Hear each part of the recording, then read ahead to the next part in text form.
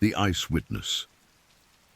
Dr. Matthew James Hollis adjusted his polarized goggles against the blinding June sun, reflecting off the Arctic ice sheet, the endless white expanse stretching toward the horizon like a frozen ocean of possibility. At 41, Matthew had dedicated his entire adult life to understanding the complex mechanisms of climate change, spending the last 18 years traveling to the most remote corners of the Earth to collect data that governments and corporations would rather ignore. His weathered hands, scarred from countless expeditions in sub-zero temperatures, gripped the ice core drilling equipment with the practiced ease of a surgeon handling a scalpel. The morning of June 25, 2024, began like any other day in his 3-week research expedition to the Beaufort Sea Ice Pack, approximately 180 nautical miles north of Tuktoyaktuk in Canada's Northwest Territories. The research station, a collection of orange and yellow weather-resistant structures connected by rope lines to prevent team members from becoming disoriented in sudden weather changes, housed a diverse international team of 12 scientists, support staff and guides. Dr. Sarah Chen, a 34-year-old oceanographer from the University of Washington, had been Matthew's closest colleague for the past 6 years. Their professional relationship had evolved into something deeper during their long months in isolation, though neither had formally acknowledged the shift. Sarah specialized in analyzing the chemical composition of ancient ice layers, her work complementing Matthew's focus on atmospheric carbon measurements trapped in millennia-old ice formations. Dr. Eleanor Kowalski, 52, served as the expedition's lead glaciologist and unofficial camp commander. Her thick Polish accent carried authority earned through 27 years of Arctic research, including 4 harrowing rescues of stranded research teams. Elena's steel-grey hair was always pulled back in a severe bun beneath her orange safety helmet, and her pale blue eyes missed nothing when it came to ice conditions and safety protocols. She had survived 2 separate polar bear encounters during her career, experiences that left her with a pronounced limp from a 2009 incident in Svalbard and an unwavering commitment to wildlife safety procedures. The expedition's chief wildlife monitor was James Bear Mackenzie, a 47-year-old Inuit guide whose great-grandfather had been one of the last traditional polar bear hunters in the region before conservation laws changed everything. Bear stood 6 feet 4 inches tall, his broad frame filling out his insulated coveralls like a linebacker suited for battle against the Arctic itself. His knowledge of polar bear behavior was encyclopedic, passed down through generations of hunters and refined through modern wildlife biology training. Bear's dark eyes constantly scanned the horizon for the telltale signs of approaching predators. The slight discoloration of distant snow that might indicate a bear's cream-colored fur, the subtle changes in ice conditions that suggested recent animal activity, or the barely perceptible alteration in wind patterns that could carry the scent of humans to a hungry predator. Dr. Yuki Tanaka, 28, represented the youngest member of the scientific team, a brilliant atmospheric physicist from Tokyo University who had joined the expedition to study the correlation between ice melt patterns and atmospheric methane releases. Her enthusiasm for the work often led her to volunteer for the most dangerous assignments, including solo ice core collection missions that made Elena nervous, despite the safety protocols. Yuki's compact frame belied a remarkable resilience to cold weather, and her meticulous documentation of every measurement and observation had already contributed to 3 peer-reviewed publications in major climate science journals. The expedition's senior meteorologist, Dr. Robert Hassan, 39, had served as a weather forecaster for the Canadian Armed Forces before transitioning to civilian climate research.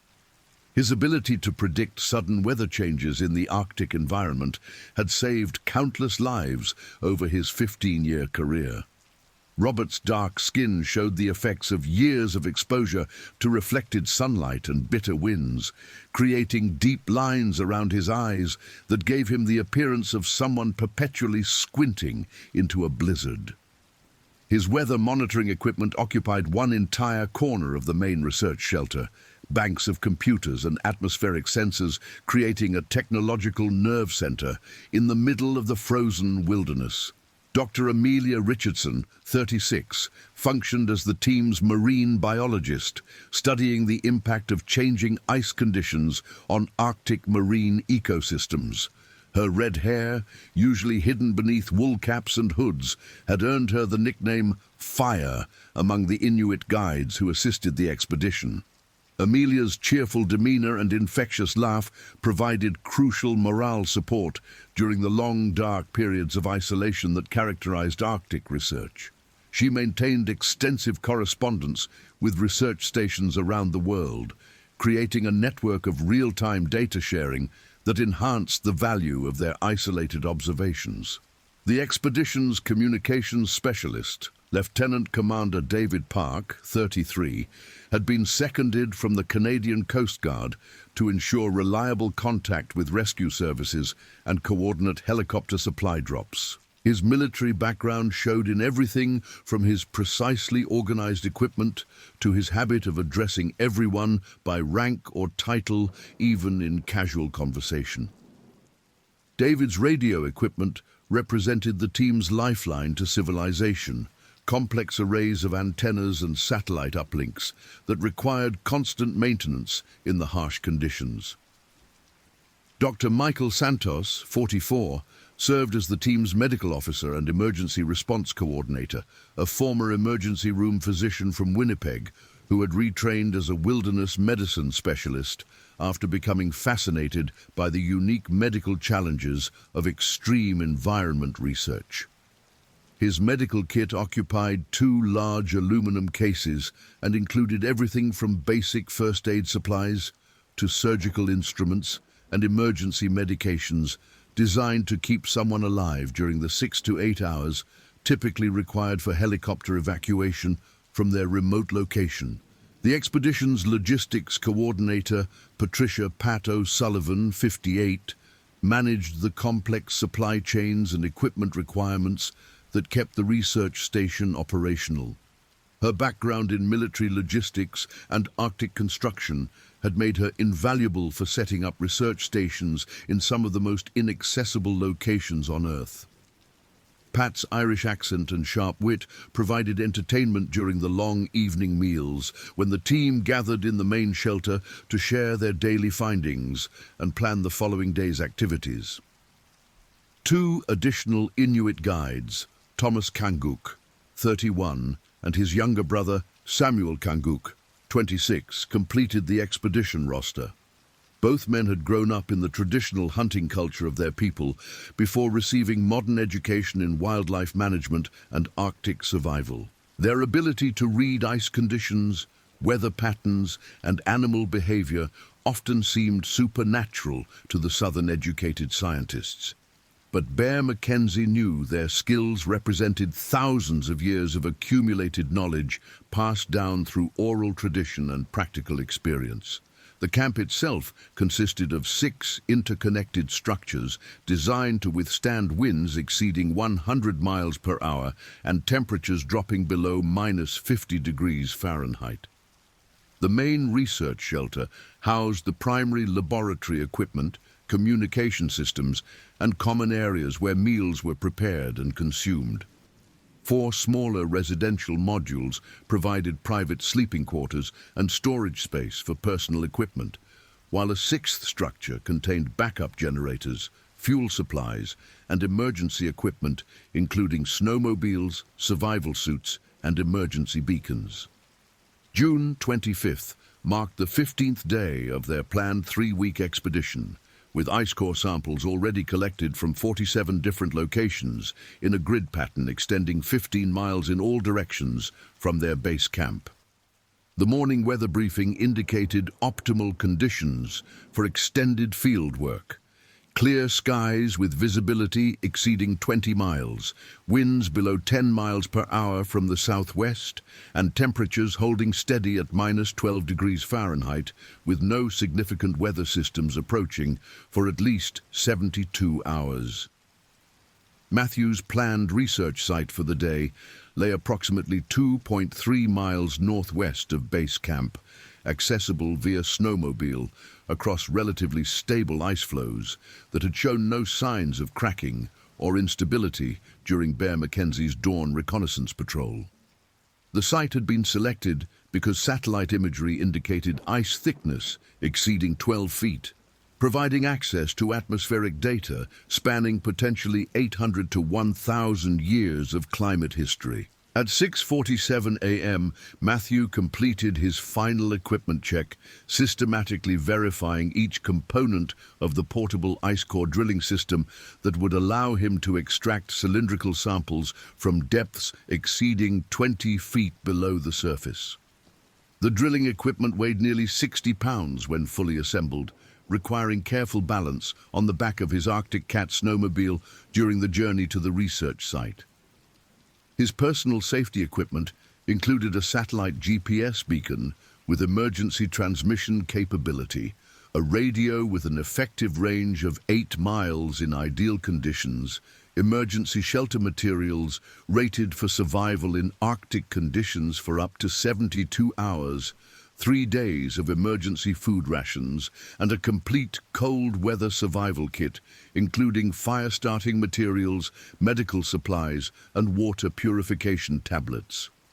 Dr. Sarah Chen had planned to accompany Matthew to the research site, but Elena Kowalski insisted that Sarah remain at base camp to process ice core samples collected during the previous day's fieldwork. The decision would haunt Sarah for the remainder of her life, creating a profound guilt that would require years of psychological therapy to address.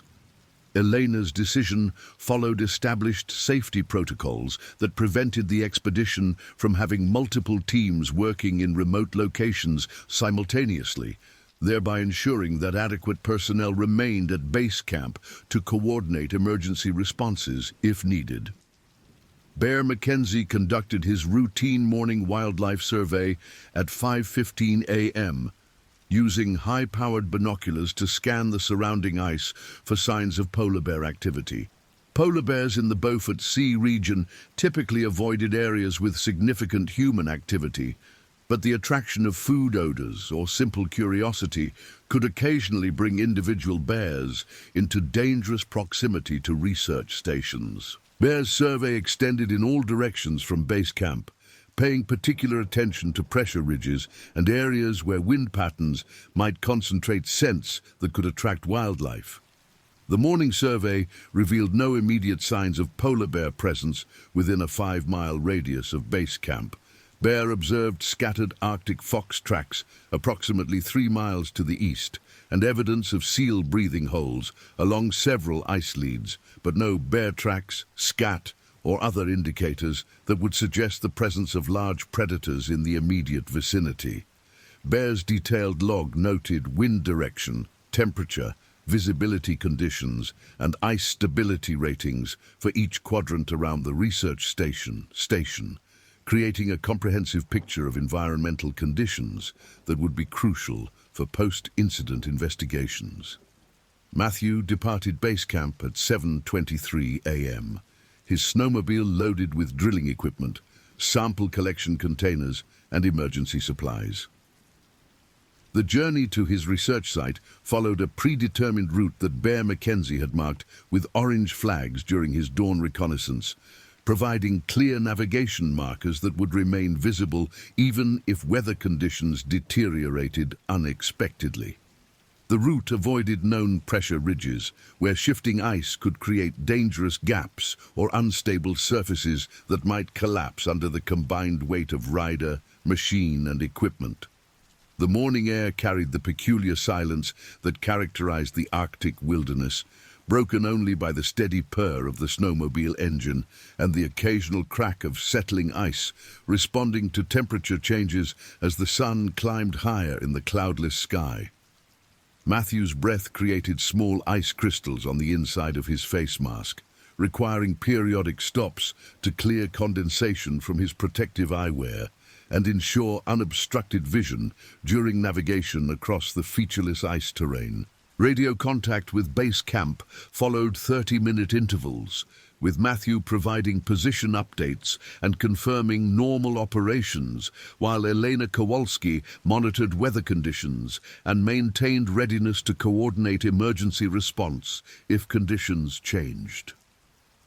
At 7:54 a.m., Matthew radioed his safe arrival at the research site and began the systematic process of setting up drilling equipment on ice that appeared solid and stable to depths exceeding his sampling requirements. The research site occupied a flat section of ice, approximately 100 meters in diameter, surrounded by low-pressure ridges that provided some protection from wind while maintaining good visibility in all directions.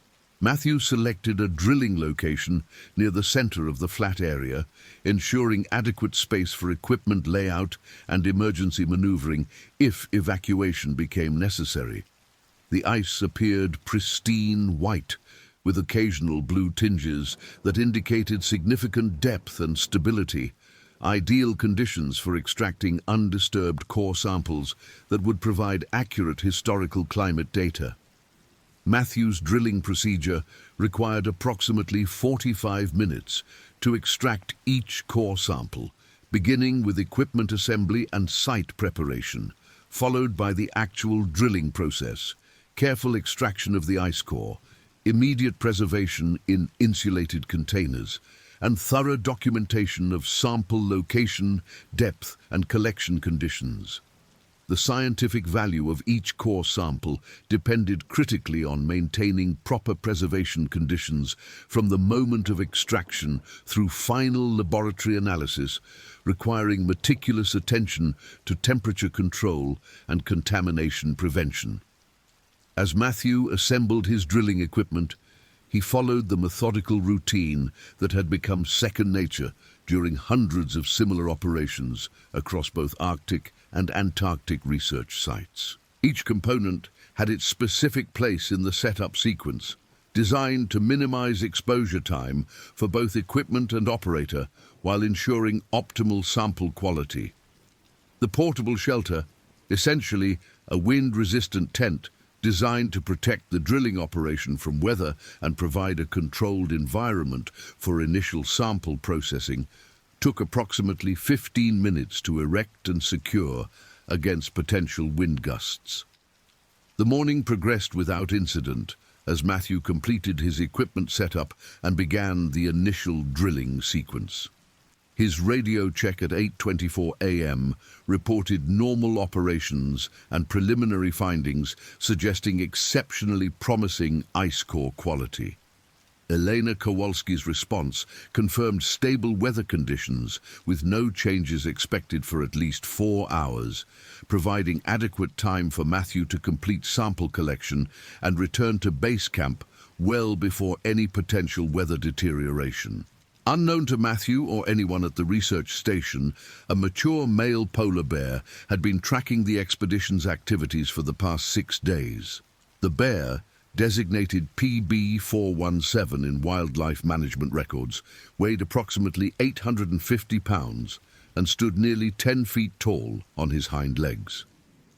PB417 had been observed by wildlife monitoring aircraft 3 weeks earlier, approximately 40 miles northwest of the research area, but tracking data had been lost when the bear's GPS collar malfunctioned during a violent thunderstorm that swept across the region in mid-June.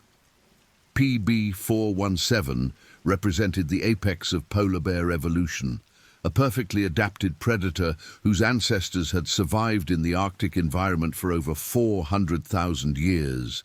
His massive paws, nearly 12 inches in diameter, functioned as both snowshoes for crossing soft snow and deadly weapons capable of delivering bone-crushing blows with enough force to kill a human instantly. Dense white fur covered every inch of his body except for his black nose and dark eyes, providing insulation so effective that infrared cameras could barely detect his body heat signature against the surrounding ice.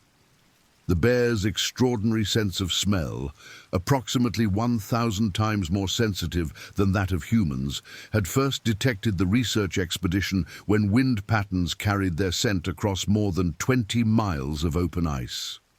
PB417's olfactory system could distinguish between different individual humans based on their unique scent signatures, identify specific food sources from distances exceeding 30 miles under ideal wind conditions, and detect prey animals hidden beneath 3 feet of snow and ice.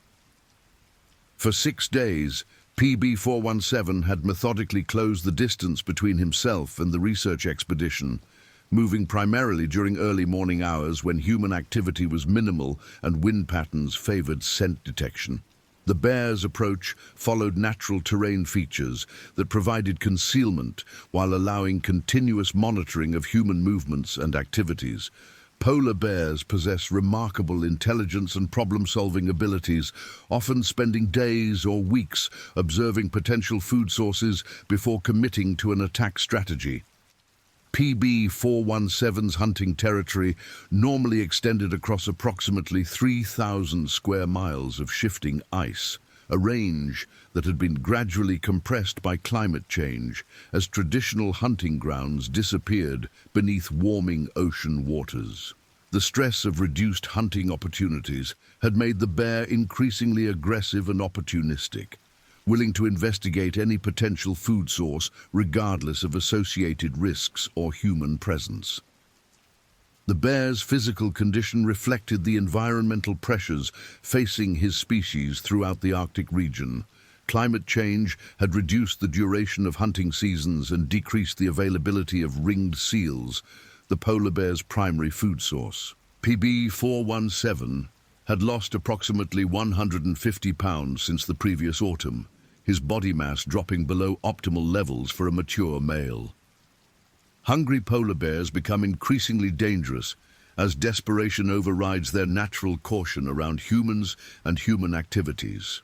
Wildlife biologist Dr. Jennifer Stark, who would later study PB417's behavioral patterns during the incident investigation, noted that male polar bears experiencing food stress often exhibit increased territoriality and reduced fear responses to novel stimuli, including human presence. The combination of hunger, territorial pressure, and environmental disruption created ideal conditions for aggressive encounters between bears and humans in previously safe research areas.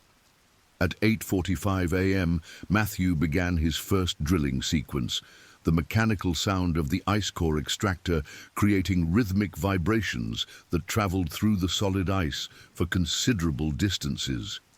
The drilling noise, while necessary for the research operation, had the unfortunate effect of masking other environmental sounds that might have provided early warning of approaching wildlife. Matthew wore insulated headphones designed to protect his hearing from the drilling equipment's mechanical noise while maintaining radio communication capability with base camp. PB417 first detected the drilling vibrations from approximately 1 mile away, the mechanical rhythm immediately distinguishing itself from natural ice sounds caused by wind, temperature changes, or tidal movements beneath the ice sheet. Polar bears possess exceptional hearing that allows them to locate seal-breathing holes beneath several feet of snow and ice, making them extremely sensitive to any unusual sounds in their environment.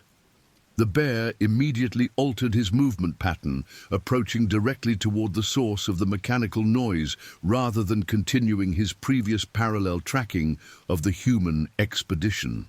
The ice terrain between PB417's position and Matthew's research site consisted of relatively flat expanses interrupted by pressure ridges where shifting ice had created linear hills of broken ice chunks and snow.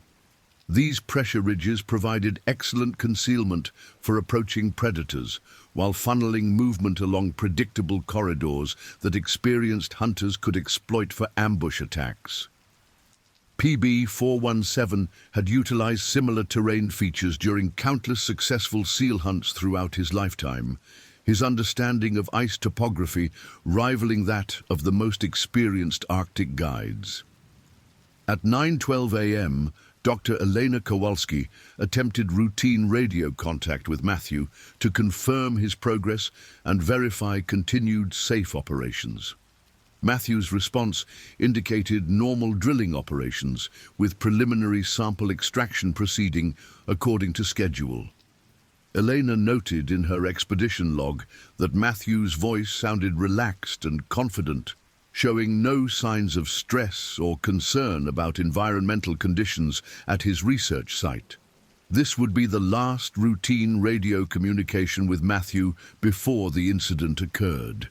Bear McKenzie completed his second wildlife survey of the morning at 9:20 a.m., focusing particular attention on areas downwind from Matthew's research position, where approaching predators would be most likely to first detect human scent.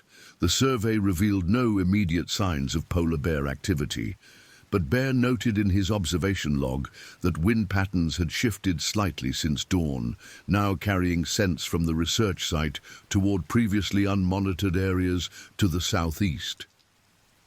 This wind shift would later prove crucial in understanding how PB-417 had initially detected and located the isolated researcher. The bear's approach continued with methodical patience that characterized successful polar bear hunting strategies. PB-417 moved in a series of calculated advances, utilizing pressure ridges and ice formations to remain concealed while steadily closing the distance to Matthew's position. Between movements, the bear would remain motionless for extended periods, sometimes exceeding 30 minutes, using his exceptional vision to assess potential threats and plan optimal approach routes. Polar bears can maintain speeds exceeding 30 miles per hour across ice terrain, but PB-417's approach emphasized stealth over speed. The bear's massive paws allowed nearly silent movement across snow and broken ice, his weight distribution and foot placement refined through millions of years of evolutionary adaptation for hunting on frozen surfaces. Each step was placed with deliberate care to minimize noise and avoid creating visual disturbances that might alert prey to his presence.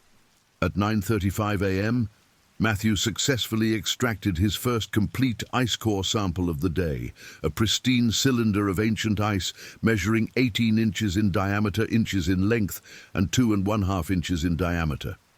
The core's layered structure clearly displayed annual accumulation patterns spanning approximately 47 years, providing data about atmospheric conditions extending back to the late 1970s.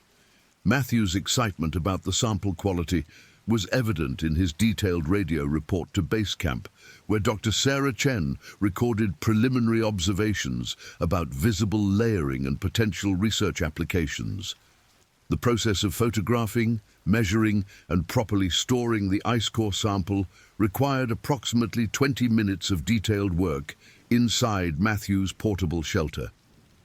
During this period, PB-417 advanced to within approximately 300 meters of the research site, positioning himself behind a substantial pressure ridge that blocked direct line of sight while providing an excellent observation position. From this location, the bear could monitor Matthew's activities and assess the potential for a successful attack.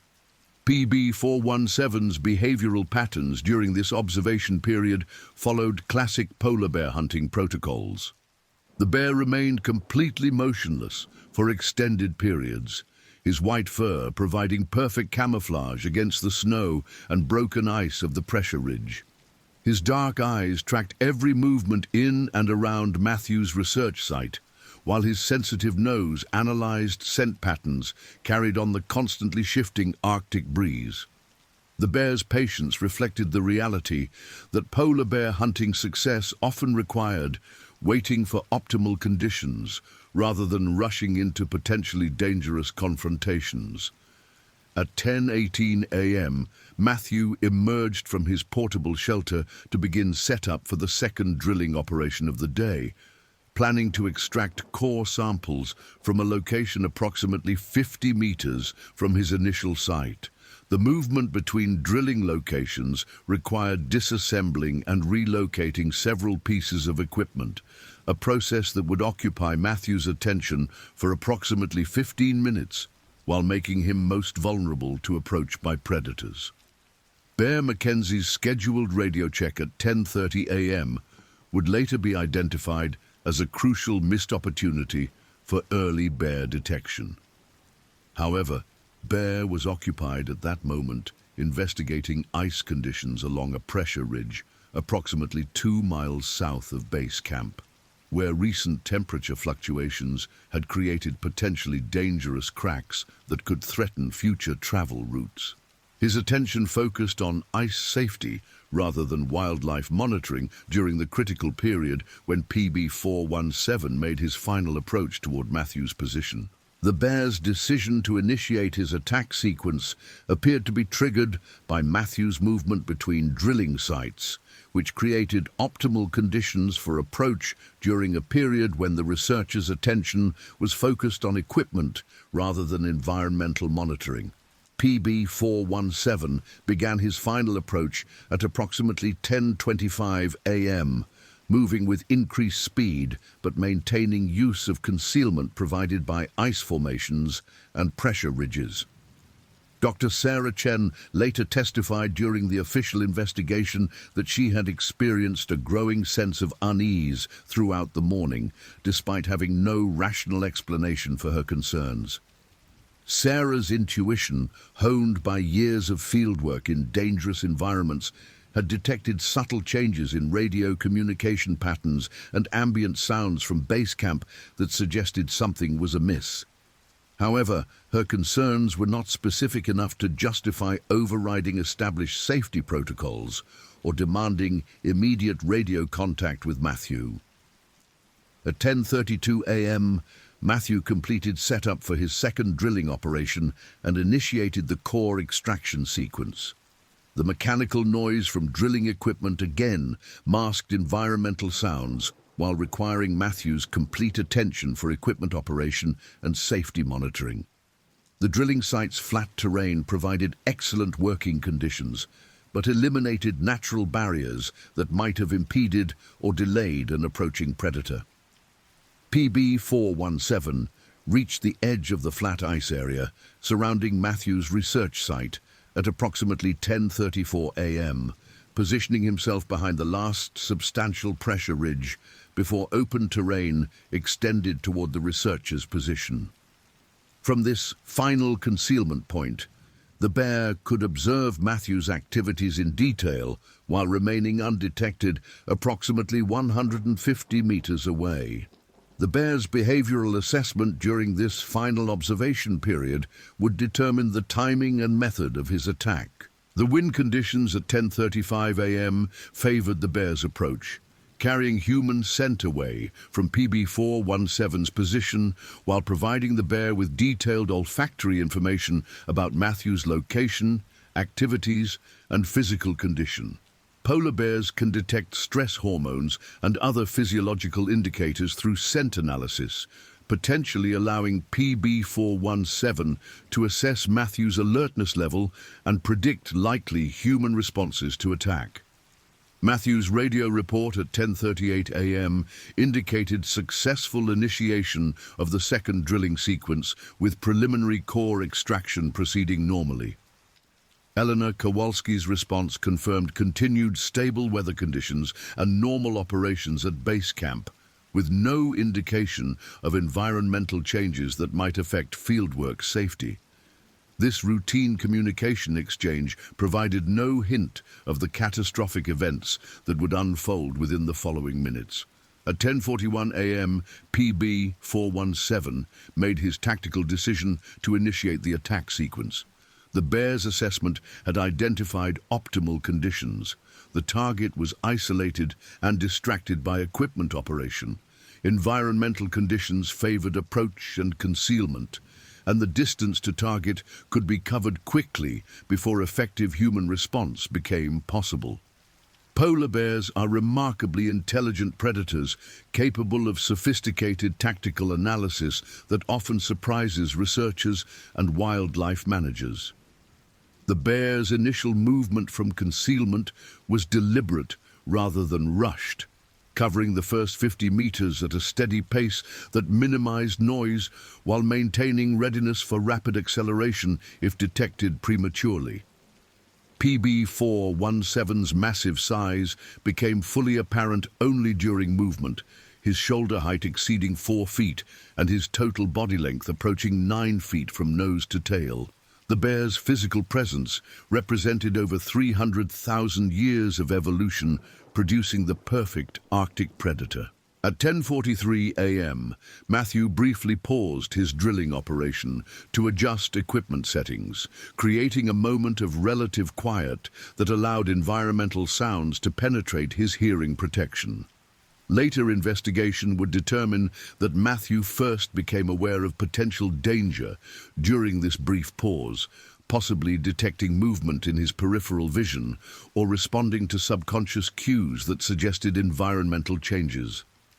Matthew's immediate reaction was to turn toward the direction of base camp, scanning the horizon for any signs of approaching personnel or equipment. PB417's position at 10:43 a.m. placed him approximately 75 meters from Matthew's location, still partially concealed by ice formations, but clearly visible to anyone conducting a systematic visual survey of the surrounding area. The bear had frozen in position when Matthew paused his drilling operation, demonstrating the sophisticated behavioral responses that make polar bears such effective ambush predators. The bear's assessment of the situation indicated that detection was possible but not certain, leading to a decision to maintain position rather than retreat or advance. Matthew's visual scan of his surroundings at 10:44 a.m. initially failed to identify the motionless polar bear positioned among the ice formations to his southeast. The bear's camouflage was so effective that even direct observation would have required careful scrutiny to distinguish between the bear's white fur and the surrounding snow and ice formations. Matthew's scan lasted approximately 30 seconds before he returned his attention to the drilling equipment, satisfied that no immediate threats were present in his vicinity.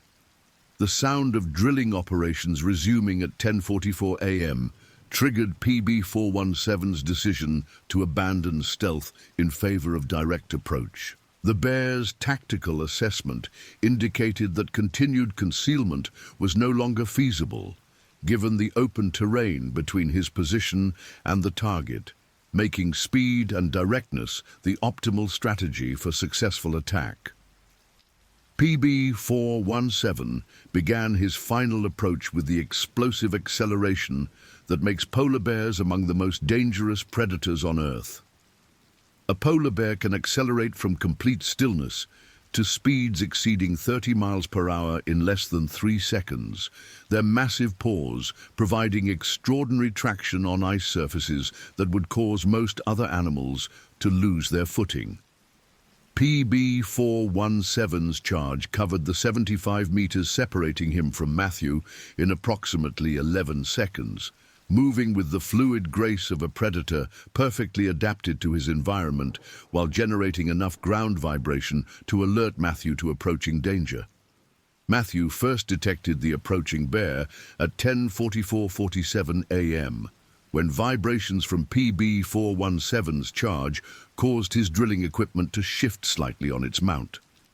His initial reaction was confusion rather than alarm, as the vibrations could have indicated shifting ice conditions or equipment malfunction rather than approaching wildlife.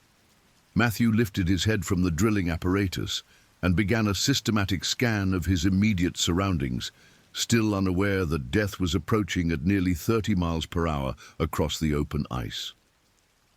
The visual identification of PB417 occurred at 10:44:52 a.m., when the bear was approximately 35 meters away and closing rapidly. Matthew's recognition of immediate mortal danger triggered an instantaneous physiological response, including massive adrenaline release, elevated heart rate, and tunnel vision that focused his entire attention on the approaching predator. His survival training indicated that his best option was to activate his emergency beacon and attempt to reach his snowmobile, located approximately 20 meters away near the edge of his research site. Matthew's emergency beacon activation occurred at 10:44:54 a.m., transmitting a distress signal that would be detected by rescue coordination centers across northern Canada within 90 seconds. However, the beacon signal also included GPS coordinates and emergency classification codes that indicated the nature of the emergency and urgency level for rescue response. The automated distress signal immediately triggered emergency response protocols at multiple levels of government and civilian rescue organizations. The attempt to reach his snowmobile required Matthew to abandon his drilling equipment and sprint across uneven ice terrain while wearing heavy Arctic survival clothing that significantly impeded rapid movement. Matthew's physical condition was excellent for a 41-year-old researcher, but running in Arctic gear across ice terrain required vastly different conditioning than his regular exercise routine of urban jogging and gymnasium workouts. The bulky insulation and protective equipment that kept him alive in Arctic conditions now became obstacles preventing his escape from a charging polar bear. PB417 closed the remaining distance to Matthew in approximately 4 seconds, demonstrating the incredible speed and agility that makes polar bears such effective hunters across Arctic terrain. The bear's final approach followed a slightly curved path that intercepted Matthew's movement toward the snowmobile, showing sophisticated spatial reasoning and predictive behavior that contradicted popular misconceptions about polar bear intelligence. The bear had calculated Matthew's likely escape route and positioned his attack to eliminate any possibility of successful evasion. Matthew managed to cover approximately 8 meters toward his snowmobile before PB417's attack commenced at 10:44:58 a.m.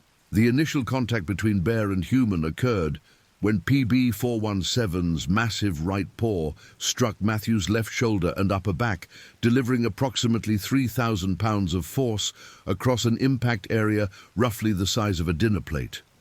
The initial blow shattered Matthew's left collarbone, separated his left shoulder, and caused multiple compression fractures in his upper spine, while simultaneously launching him approximately 6 feet through the air before impact with the ice surface. The physics of the attack reflected the enormous size and strength disparity between an 850-pound polar bear and a 170-pound human. PB417's paw strike delivered energy equivalent to being struck by a compact automobile traveling at moderate speed, creating injuries that would have proven fatal even with immediate medical intervention. Matthew's protective clothing provided no meaningful defense against claws measuring nearly 4 inches in length and powerful enough to tear through steel when delivered with the full force of the bear's massive forearm muscles. Matthew's impact with the ice surface at 10:44:59 a.m. caused additional severe injuries, including probable skull fracture, multiple rib fractures, and internal organ damage that would have resulted in rapid death from internal bleeding even if the bear attack had somehow been interrupted. The combination of initial strike trauma and secondary impact trauma created injury patterns consistent with high-energy accidents rather than typical animal attacks, reflecting the extraordinary power and size of adult male polar bears. PB417's attack continued immediately following Matthew's impact with the ice, as the bear moved to establish physical control over his prey and begin immediate consumption. Polar bears typically kill prey through crushing bites to the skull or neck. using jaw muscles capable of generating bite forces exceeding 1,200 pounds per square inch. The bear's teeth, evolved specifically for tearing through tough seal hide and crushing bones, measured up to 2 inches in length and were designed to penetrate deeply into prey while maintaining grip during violent struggling. The bear's initial bite targeted Matthew's neck and upper shoulder area, penetrating through multiple layers of protective clothing and delivering catastrophic tissue damage to major blood vessels, nerve clusters, and airway structures. Matthew's death likely occurred within seconds of this initial bite, as massive blood loss and airway compromise prevented continued consciousness and vital organ function. However, polar bear feeding behavior typically continues for extended periods, regardless of prey condition, driven by instinctive behaviors evolved over hundreds of thousands of years. Dr. Sarah Chen's attempted radio contact with Matthew at 10:47 a.m. received no response, initiating the first indication at base camp that something had gone wrong with the routine research operation. Eleanor Kowalski's emergency protocols required immediate wildlife survey and emergency beacon monitoring when field personnel failed to respond to scheduled radio contacts. Bear McKenzie was immediately recalled to base camp from his ice condition survey to coordinate emergency response procedures. The emergency beacon signal from Matthew's GPS device was received by the Canadian Joint Rescue Coordination Centre at Trenton, Ontario at 10:46 a.m., automatically triggering search and rescue protocols for Arctic emergencies. The beacon signal included specific codes indicating wildlife attack, allowing rescue coordinators to immediately prioritize the emergency and dispatch appropriate response resources, including wildlife management personnel and emergency medical teams equipped for severe trauma cases. Lieutenant Commander David Parks' emergency communication with rescue authorities at 10:49 a.m. provided detailed coordinates for Matthew's research site and confirmed that contact had been lost with a field researcher in known polar bear habitat. David's military communications training allowed him to provide crucial information in the clear, concise format required by rescue coordinators while maintaining emotional control despite growing certainty that catastrophic events were unfolding at Matthew's location. The initial rescue response involved multiple agencies operating under Canadian Arctic rescue protocols established specifically for wildlife emergencies in remote locations. The primary rescue helicopter, a Canadian Forces CH-149 Cormorant operated by 413 Transport and Rescue Squadron from CFB Greenwood, began departure procedures at 10:52 a.m. with an estimated flight time of 47 minutes to reach Matthew's coordinates. The helicopter carried a specialized team, including emergency medical personnel trained in traumatic injury treatment, wildlife management officers equipped with deterrent weapons and emergency protocols for polar bear encounters, and Arctic rescue specialists trained in emergency extraction from unstable ice terrain. Bear McKenzie and Thomas Kanguk departed base camp at 10:51 a.m. aboard 2 Arctic Cat snowmobiles, following the flagged route that Matthew had used during his morning departure. Their mission involved reaching Matthew's position as quickly as possible while maintaining radio contact with base camp and incoming rescue aircraft. Both men carried high-powered rifles loaded with bear deterrent ammunition, designed to drive away wildlife without causing permanent injury, though both also carried lethal ammunition if deterrent measures proved insufficient. The snowmobile journey from base camp to Matthew's research site normally required approximately 18 minutes under optimal conditions, but Bear McKenzie pushed their speed to the maximum safe limits for ice travel, reducing travel time to less than 12 minutes while maintaining constant radio communication with Elena Kowalski. The increased speed created additional risks of mechanical breakdown or accidents that could result in multiple casualties. But Bear's assessment of the situation indicated that aggressive response was necessary despite associated dangers. PB417's feeding behavior during the period from 10:45 a.m. to 11:03 a.m. followed typical polar bear consumption patterns, beginning with the most nutritious organs and gradually consuming other tissue as availability and hunger levels dictated. Polar bears possess digestive systems adapted for consuming massive quantities of high-fat content during successful hunts, allowing them to survive extended periods between feeding opportunities.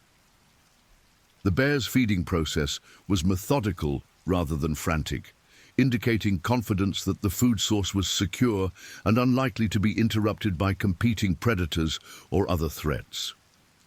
Bear McKenzie and Thomas Kanguk reached the perimeter of Matthew's research site at 11:03 a.m., immediately identifying PB417's presence approximately 100 meters from their position.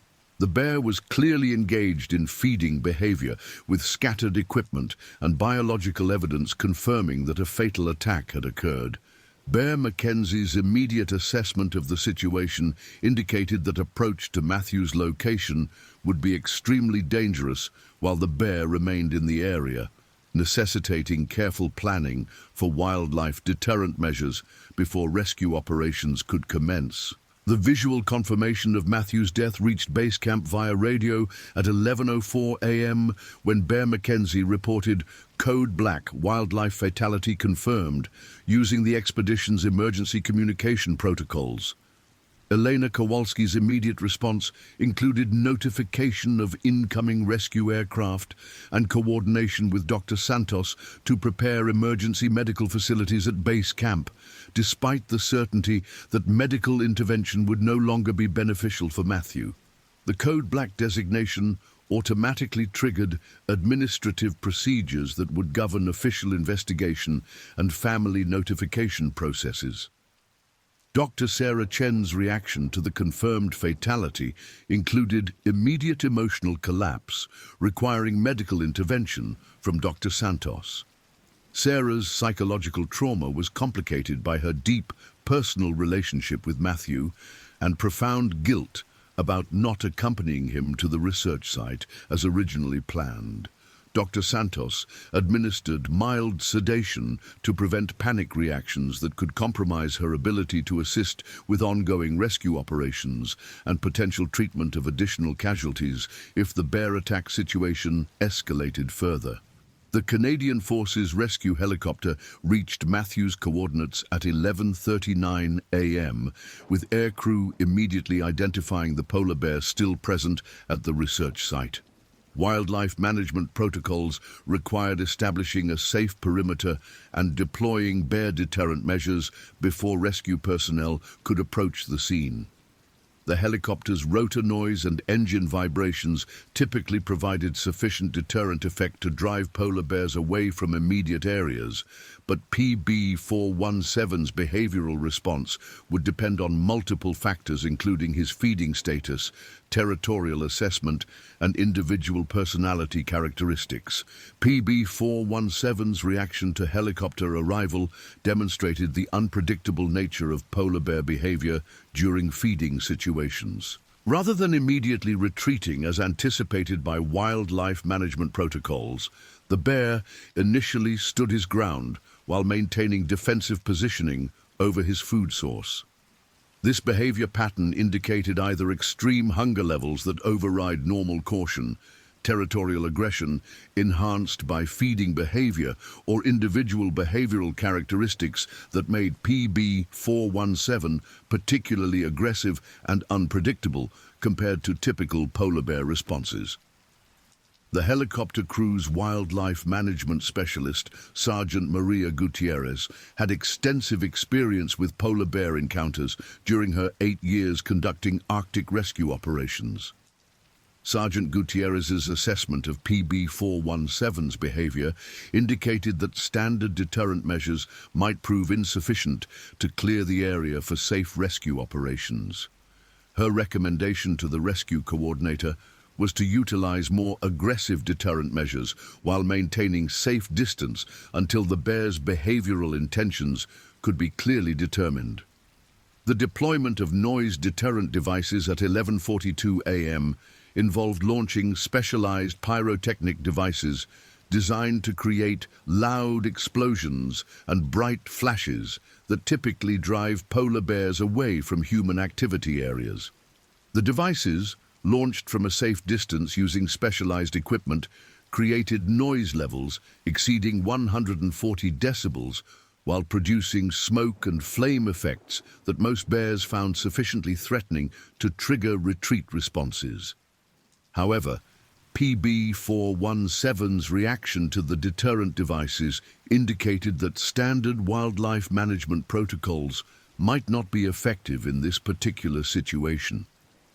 Bear McKenzie and Thomas Kanguk maintained their observation position approximately 150 meters from the bear while coordinating with helicopter rescue personnel to plan optimal deterrent deployment and potential rescue approach routes. Their ground-level perspective provided crucial information about ice conditions, terrain features, and bear behavior patterns that supplemented the helicopter crew's aerial observations. The coordination between ground and air personnel represented standard Arctic rescue protocols designed to maximize safety while maintaining rescue capability.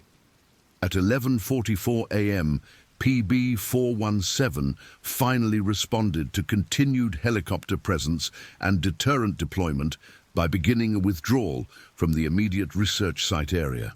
The bear's movement was deliberate rather than panicked, indicating confidence and continued territorial assertion rather than fear-driven retreat.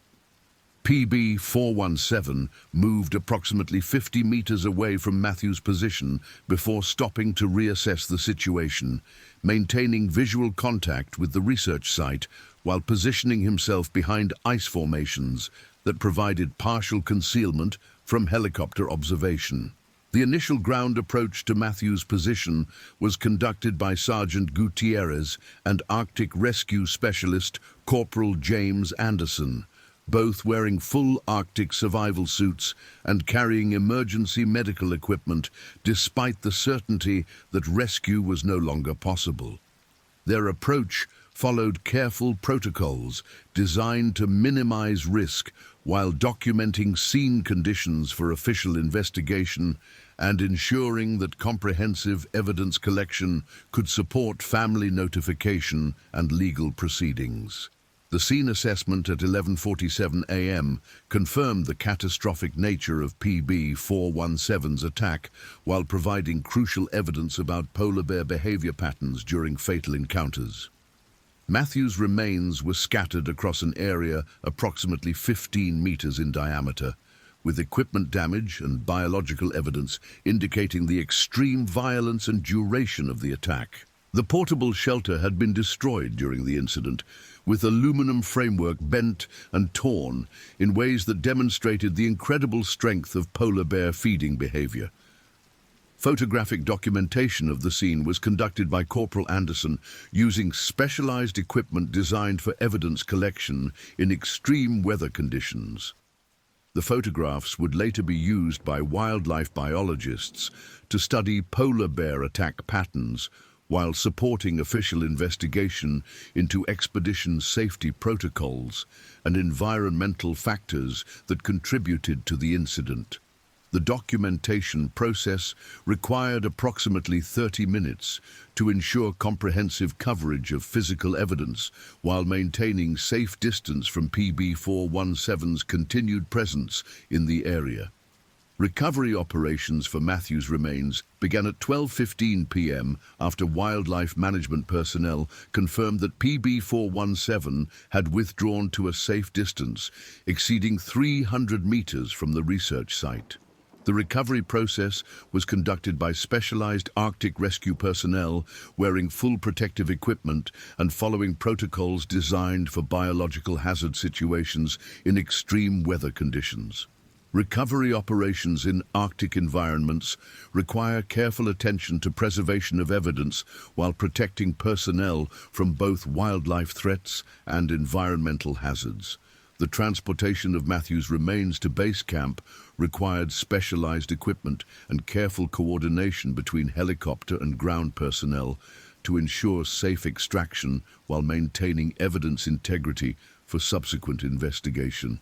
The helicopter's limited cargo capacity necessitated multiple flights to recover all equipment and evidence from the research site, extending rescue operations over several hours while maintaining constant wildlife monitoring to prevent additional encounters with PB417 or other bears that might be attracted to the area. Dr. Santos's preliminary medical examination at base camp confirmed that Matthew's injuries were immediately fatal and consistent with polar bear attack patterns documented in wildlife management literature.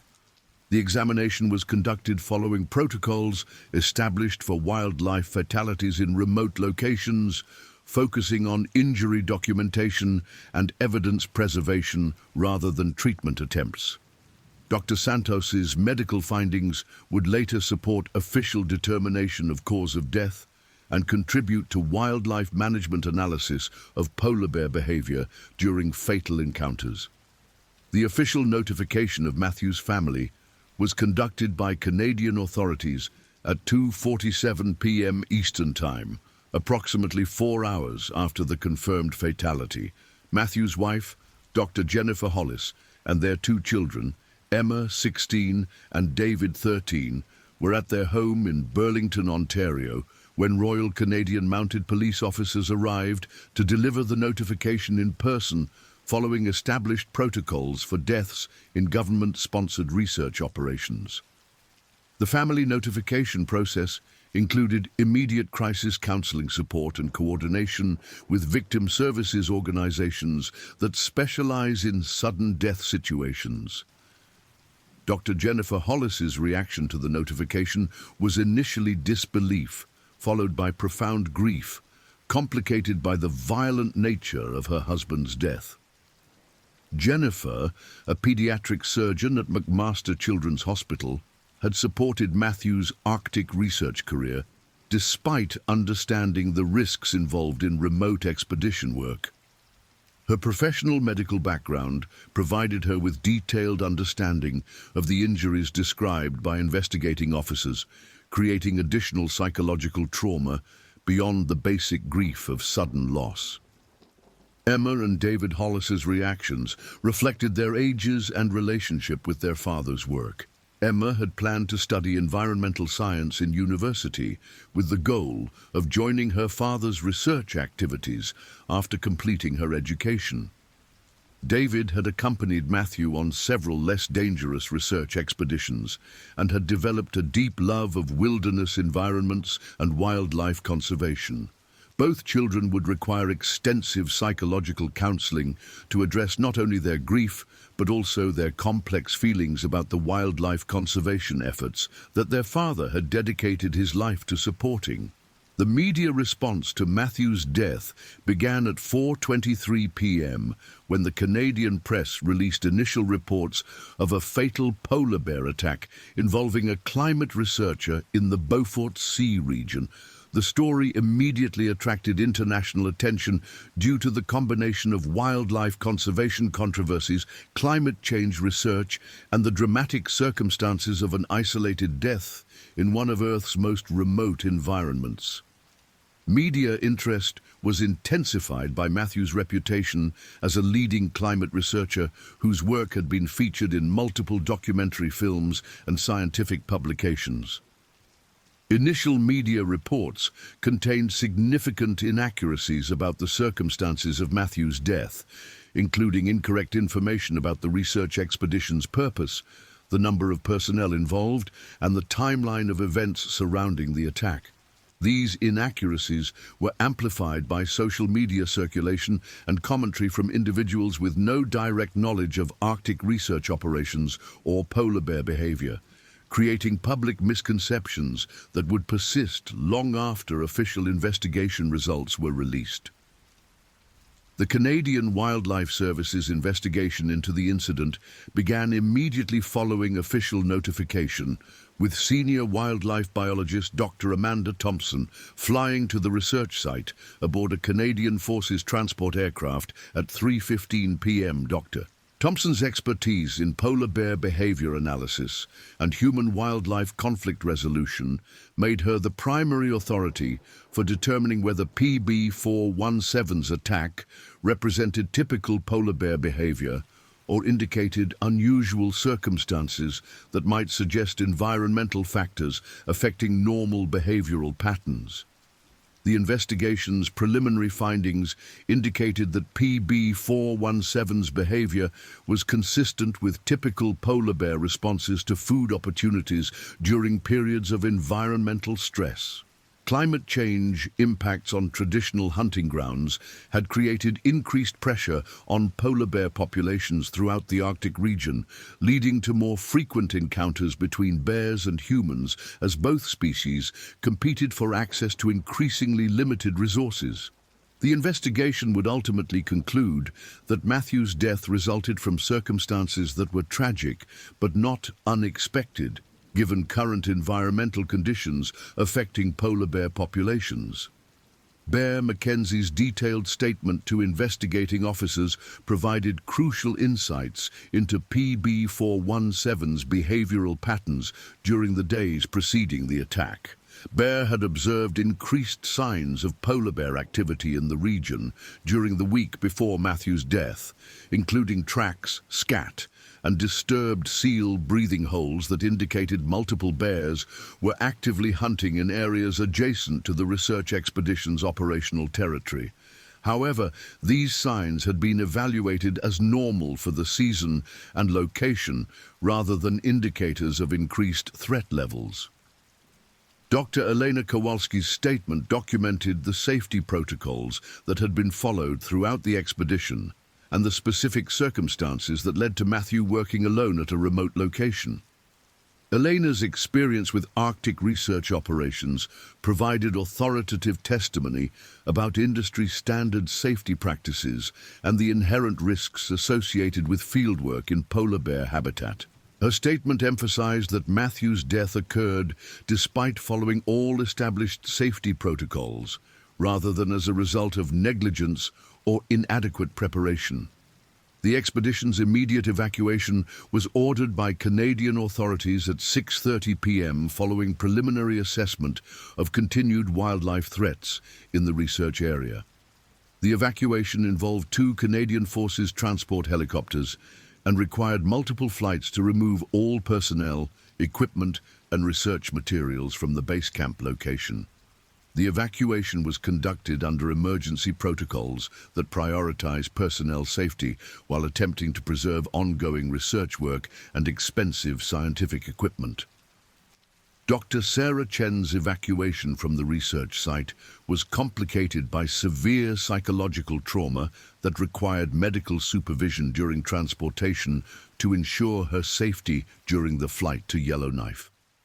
Dr. Santos remained with Sarah throughout the evacuation process, providing counseling and mild sedation to prevent panic responses that could endanger her safety during helicopter transportation. Sarah's condition reflected the profound psychological impact of losing a close colleague and romantic partner in such violent and sudden circumstances. The logistical complexity of evacuating a remote Arctic research station involved coordination between multiple government agencies, private contractors, and international scientific organizations that had contributed personnel and equipment to the expedition. The Canadian Forces provided primary transportation capability, while the Royal Canadian Mounted Police coordinated evidence preservation and investigation support. Environment Canada managed research material preservation and data recovery to ensure that 3 weeks of scientific work was not completely lost due to the emergency evacuation. The official investigation expanded to include review of polar bear population management policies and assessment of whether current regulations adequately protected both wildlife and humans operating in Arctic environments. Dr. Thompson's wildlife assessment included recommendations for enhanced safety protocols for future research expeditions and evaluation of whether PB417 represented a continuing threat to other human activities in the region. The decision regarding PB417's fate became a subject of intense debate among wildlife management officials, conservation organizations, and public safety authorities. Traditional wildlife management protocols called for immediate destruction of bears involved in fatal human attacks, based on behavioral studies indicating that bears that kill humans often lose natural fear responses and become increasingly likely to seek additional human encounters. However, polar bear conservation advocates argued that PB417's behavior represented natural responses to environmental pressures rather than abnormal aggression requiring lethal management intervention. The search for PB417 was conducted by Canadian Wildlife Service personnel using helicopter surveys and ground tracking specialists beginning on June 27th, 2 days after Matthew's death. The bear had departed the immediate area following the rescue helicopter activity, but tracking specialists were able to follow his movement patterns across the ice using GPS collaring equipment and traditional tracking methods provided by Inuit guides familiar with polar bear behavior patterns. PB417 was located at 2:17 p.m. on June 29th, approximately 12 miles southeast of the original attack location, demonstrating typical polar bear movement patterns following feeding activity. The bear showed no signs of unusual behavior or continued interest in human activity areas, leading wildlife management officials to conclude that immediate destruction was not warranted under current policies. However, the bear was fitted with an enhanced GPS tracking collar that would provide continuous location monitoring and early warning capability for future human activities in the region. The official cause of death determination was completed by Dr. Patricia Williams, Chief Medical Examiner for the Northwest Territories, following detailed autopsy examination conducted at the Territorial Medical Examiner's facility in Yellowknife. Dr. Williams's findings confirmed that Matthew had died from massive trauma consistent with polar bear attack, with specific injuries, including fatal blood loss from severed carotid arteries, catastrophic tissue damage to vital organs, and multiple crush injuries that would have prevented survival even with immediate medical intervention. The medical examiner's report provided detailed documentation of injury patterns that would be used by wildlife biologists to understand polar bear attack behavior while supporting official legal proceedings related to Matthew's death. The report's findings were consistent with documented polar bear attack patterns while providing specific insights into the extraordinary power and effectiveness of polar bear predatory behavior when directed toward human targets. The psychological impact of Matthew's death extended far beyond his immediate family and expedition colleagues to affect the broader scientific community involved in Arctic climate research. Many researchers questioned whether current safety protocols were adequate for operating in environments where climate change was altering traditional wildlife behavior patterns and creating increased potential for human-wildlife conflicts. Some senior researchers announced retirement from fieldwork following Matthew's death, while others demanded enhanced safety measures, including armed security personnel for future Arctic expeditions. Dr. Sarah Chen's recovery process required extensive psychological counseling and temporary suspension from fieldwork duties, while she addressed severe post-traumatic stress symptoms related to Matthew's death and her survival guilt about not accompanying him to the research site. Sarah's counseling was provided by specialists in sudden loss trauma and survivor guilt, with particular focus on addressing her complex feelings about continuing Arctic research work in light of demonstrated risks to personnel safety. The University of Toronto's review of Arctic research protocols was initiated following Matthew's death, examining safety procedures, communication requirements, and emergency response capabilities for all university-sponsored expeditions operating in polar bear habitat. The review included consultation with Indigenous guides, wildlife management specialists, and emergency rescue personnel to develop enhanced safety protocols that might prevent similar incidents while maintaining the scientific integrity and operational effectiveness of research expeditions. The insurance investigation into Matthew's death involved multiple companies providing coverage for different aspects of the research expedition, including personnel life insurance, equipment coverage, evacuation insurance, and liability coverage for expedition organizers. The complex insurance landscape for Arctic research operations reflected the unusual risks and logistical challenges associated with conducting scientific work in remote, dangerous environments where normal emergency response capabilities were limited or unavailable. Matthew's life insurance claim was processed without controversy, as his death clearly resulted from documented occupational hazards associated with his Arctic research work. However, the claim process required extensive documentation of the incident circumstances, safety protocol compliance, and investigation findings to ensure that the death was not the result of negligence or policy violations that might void coverage. The insurance settlement provided significant financial support for Matthew's family while they adjusted to the loss of his research salary and benefits. The legal proceedings related to Matthew's death focused primarily on ensuring proper adherence to workplace safety regulations and determining whether any party bore legal responsibility for circumstances that contributed to the fatal encounter.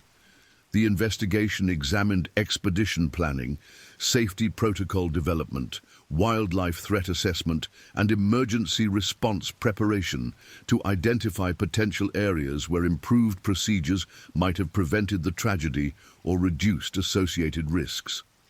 The workers' compensation claim filed on behalf of Matthew's family was complicated by the international nature of the research expedition and jurisdictional questions about applicable safety regulations and compensation requirements.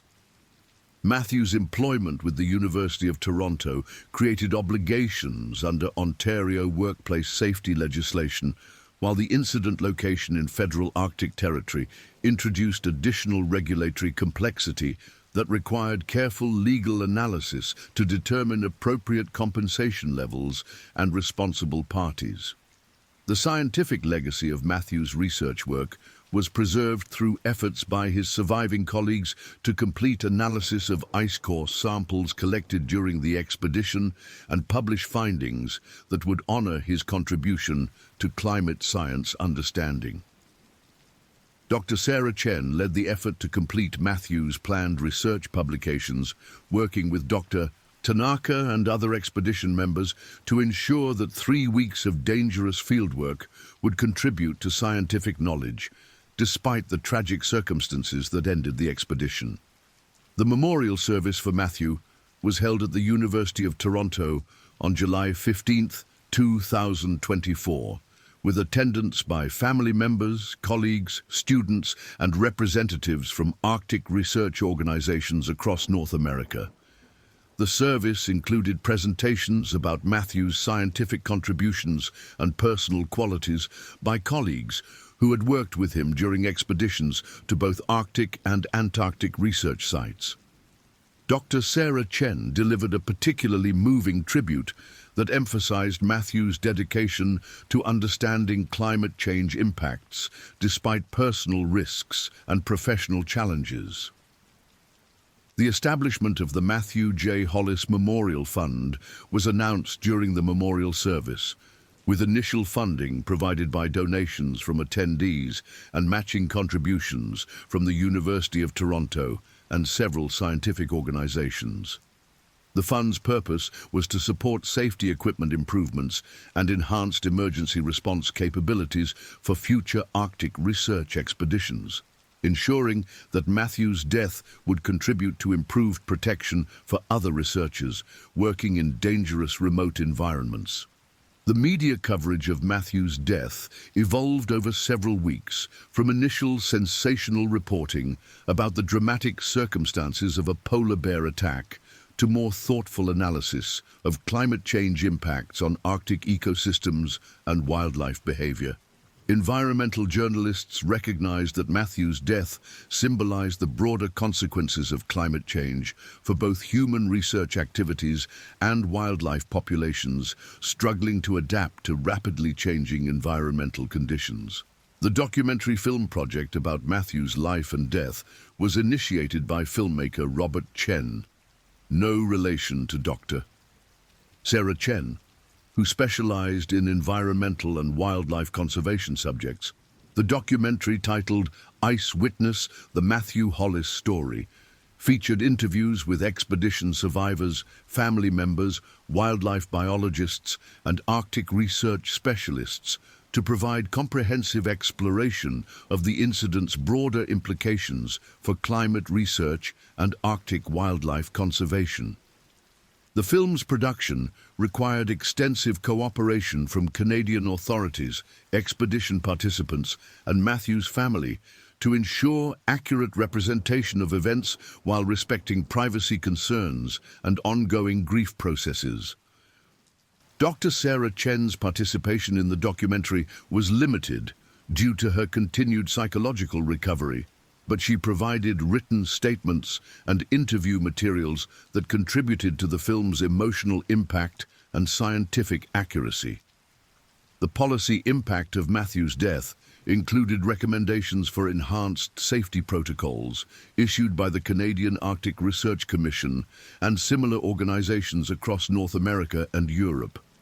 The recommendations emphasized improved wildlife monitoring technology, enhanced communication requirements for isolated researchers, and development of rapid response capabilities specifically designed for polar bear encounter situations.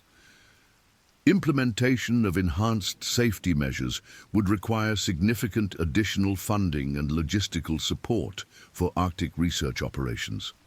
The wildlife management implications of the incident included reassessment of polar bear population distribution and behavior patterns in response to climate change pressures. PB417's aggressive behavior and willingness to attack humans suggested that traditional assumptions about polar bear avoidance of human contact might no longer be reliable as environmental pressures intensified due to continuing habitat loss and reduced food availability.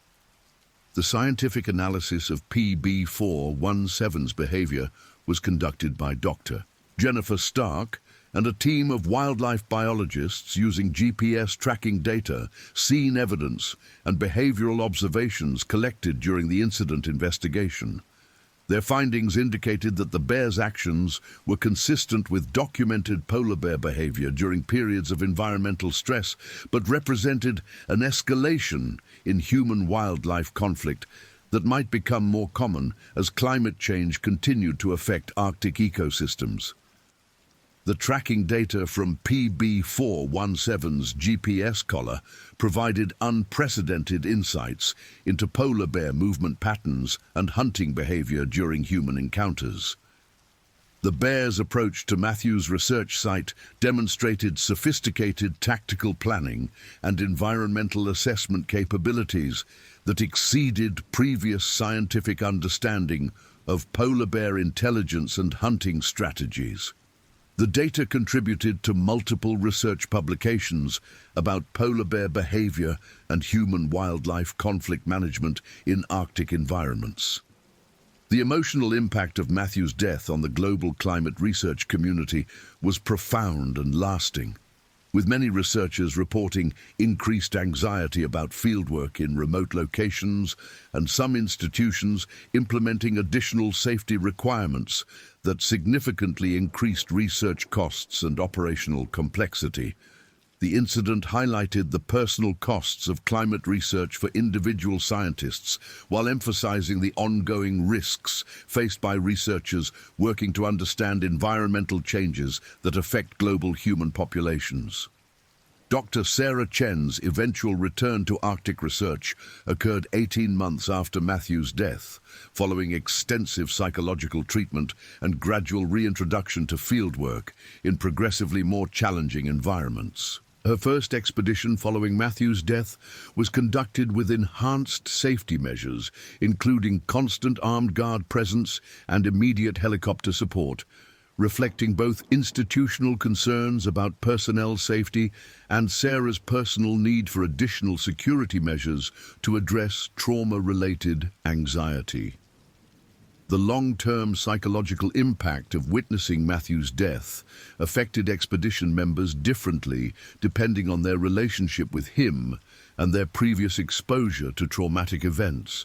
Bear McKenzie reported minimal lasting effects due to his extensive experience with wilderness dangers and cultural background that emphasized acceptance of natural hazards as inevitable aspects of traditional life. However, Dr. Tanaka experienced severe post-traumatic stress requiring career changes and relocation away from Arctic research environments. The impact on Matthew's children was particularly complex due to their ages and their previous positive associations with their father's research work.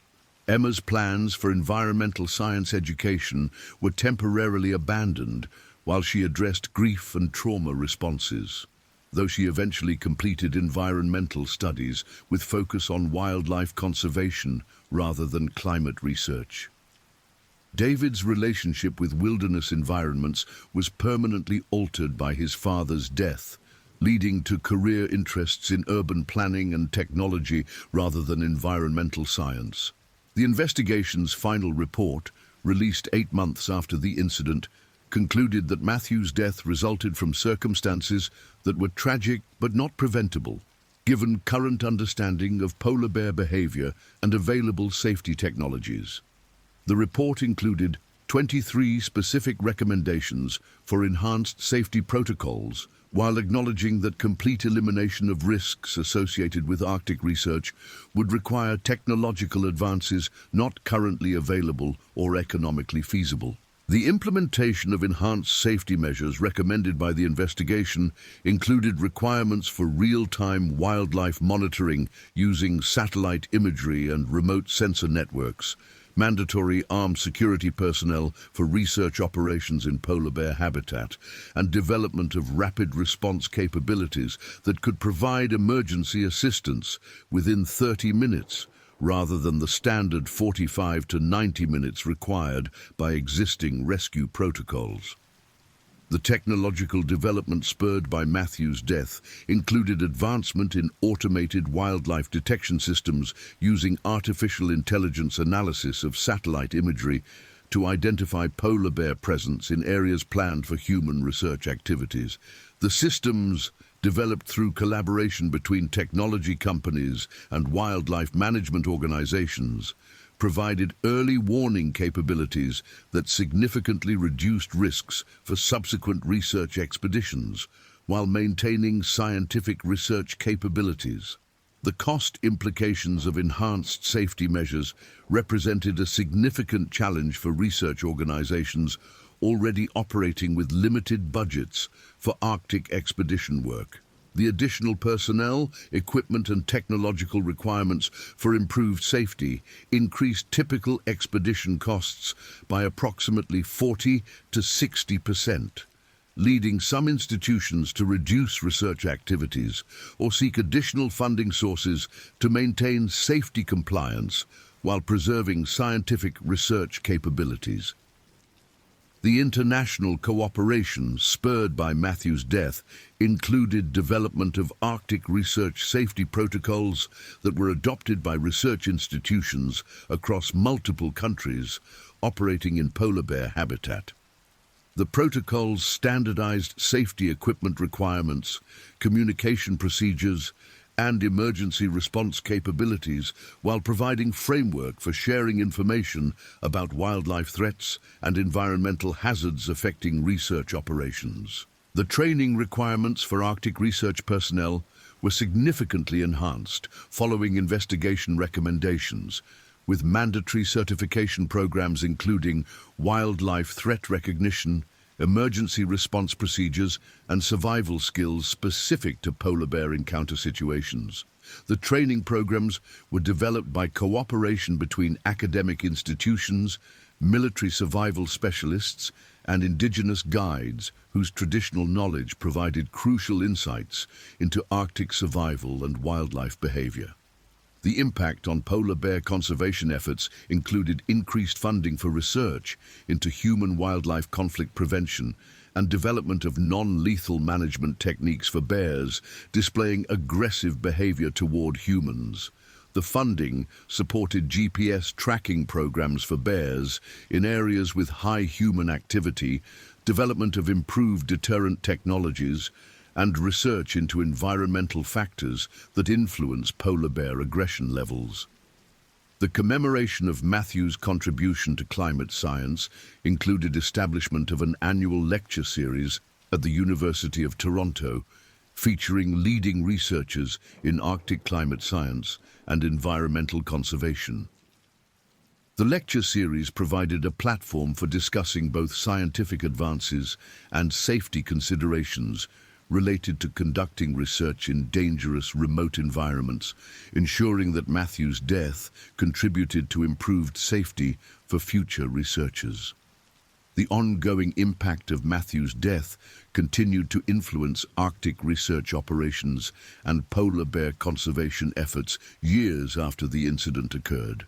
The enhanced safety protocols developed following his death became standard practice for Arctic research expeditions throughout North America and Europe, significantly reducing risks for researchers while maintaining scientific research capabilities necessary for understanding climate change impacts on Arctic ecosystems. The legacy of Matthew's research work includes contributions to climate science, understanding that informed international policy decisions about greenhouse gas emissions and Arctic conservation efforts. His final research publications, completed by colleagues following his death, provided crucial data about atmospheric carbon patterns that supported international climate agreements and conservation funding for Arctic environmental protection. The Polar Bear Tracking Program, initiated following PB417's involvement in Matthew's death, expanded to include monitoring of over 200 individual bears across the Arctic region, providing unprecedented data about polar bear population dynamics and movement patterns. The tracking data contributed to improved understanding of how climate change affects polar bear behavior, while providing early warning capabilities for human activities in polar bear habitat. The family's legal action against expedition organizers was settled out of court with agreements that included enhanced safety protocol implementation and funding for continued Arctic research safety improvements. The settlement recognized that Matthew's death occurred despite good faith efforts to maintain safety, while acknowledging that additional measures might have prevented the tragedy. The legal resolution provided closure for Matthew's family while supporting continued improvement in research expedition safety standards. The scientific discoveries made possible by Matthew's ice core samples included identification of previously unknown atmospheric carbon patterns that extended understanding of natural climate variation over the past millennium. These discoveries, published in multiple peer-reviewed journals, provided crucial baseline data for distinguishing between natural climate variation and human-caused environmental changes, supporting more accurate climate modeling and policy development for addressing global environmental challenges. The impact on indigenous communities in the Arctic region included increased involvement in research expedition planning and safety protocol development. Recognizing that traditional knowledge about wildlife behavior and environmental conditions provided crucial expertise for preventing human-wildlife conflicts. The collaboration between scientific institutions and indigenous communities represented a significant advancement in respectful integration of traditional knowledge with modern research methods. The technological innovations developed in response to Matthew's death included advancement in satellite communication systems that provided real-time emergency contact capability from anywhere in the Arctic region, automated wildlife detection sensors that could identify approaching polar bears before they reached dangerous proximity to human activities, and improved emergency shelter systems designed to provide protection during polar bear encounters until rescue personnel could arrive. The training simulators developed for Arctic research personnel included virtual reality systems that allowed researchers to practice emergency response procedures for polar bear encounters without exposure to actual wildlife threats. The simulators provided realistic training scenarios based on documented polar bear behavior patterns while allowing researchers to develop muscle memory and decision-making skills necessary for survival during actual emergency situations. The international conferences dedicated to Arctic research safety became annual events bringing together researchers, safety specialists, indigenous guides and policymakers to share information about best practices for conducting scientific work in polar bear habitat. The conferences facilitated development of standardized international protocols while providing forums for discussing emerging threats and technological solutions for improving researcher safety. The scholarship programs established in Matthew's memory provided funding for students pursuing careers in Arctic climate research while requiring completion of enhanced safety training programs as conditions for receiving support. The scholarships ensured that future generations of researchers would be better prepared for Arctic fieldwork dangers while maintaining the scientific workforce necessary for understanding climate change impacts on Arctic environments. The memorial established at the University of Toronto included a permanent display featuring Matthew's research contributions, expedition photographs, and educational materials about Arctic climate science and polar bear conservation. The memorial served as both tribute to Matthew's scientific legacy and educational resource for students and visitors, learning about the personal costs and scientific importance of climate research in dangerous remote environments. The annual memorial expedition conducted by Matthew's former colleagues included return visits to Arctic research sites for continued climate data collection, while honoring his memory through dedication to the scientific work he had pursued despite known risks. The memorial expeditions were conducted with enhanced safety measures developed following Matthew's death, demonstrating that improved safety protocols could maintain research capabilities while better protecting personnel from wildlife threats. The psychological support services developed for Arctic research personnel included pre-expedition counseling to address anxiety about wildlife threats, ongoing support during expeditions to manage stress and isolation effects, and post-expedition debriefing to address trauma and adjustment issues related to returning to normal life after extended periods in dangerous remote environments. The support services recognized that psychological preparation was as important as physical and technical preparation for successful and safe Arctic research operations. The advancement in emergency medical capabilities for Arctic environments included development of portable surgical equipment and training programs that allowed field medics to provide advanced trauma treatment during the extended time periods required for evacuation from remote locations. The medical advances were designed to improve survival chances for serious injuries that might occur during wildlife encounters or other accidents in locations where immediate hospital care was not available. The climate research community's response to Matthew's death included increased emphasis on remote sensing and satellite-based data collection methods that could reduce human presence in dangerous environments while maintaining scientific data quality. However, the technological alternatives could not completely replace direct fieldwork, meaning that human researchers would continue facing wildlife threats despite technological advances aimed at improving safety and reducing exposure risks. The final investigation report included detailed timeline reconstruction of events leading to Matthew's death, comprehensive analysis of polar bear behavior patterns, and evaluation of all safety measures that were in place during the incident. The report's conclusions emphasized that Matthew's death resulted from an unfortunate convergence of circumstances rather than negligence or preventable errors, while acknowledging that enhanced safety measures might reduce risks for future research operations. The impact on polar bear research included increased funding for studying behavioral changes related to climate pressures and development of predictive models for identifying individual bears most likely to engage in aggressive encounters with humans. The research aimed to provide early warning systems for areas where dangerous bears might be present while supporting conservation efforts that addressed root causes of increased human-wildlife conflicts. The legacy legislation proposed in Matthew's memory included enhanced funding for Arctic research safety programs and mandatory implementation of improved safety protocols for all government-sponsored research expeditions operating in polar bear habitat.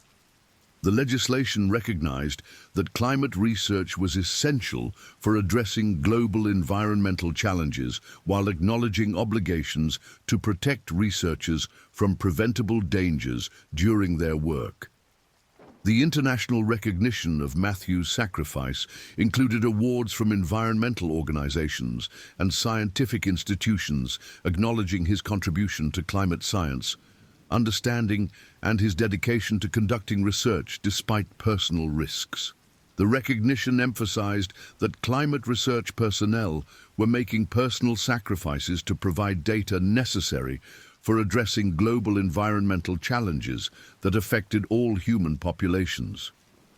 The continuing impact of Matthew's death on Arctic research operations included annual safety reviews and updates to protocols based on evolving understanding of polar bear behavior and advancing technology for wildlife monitoring and emergency response.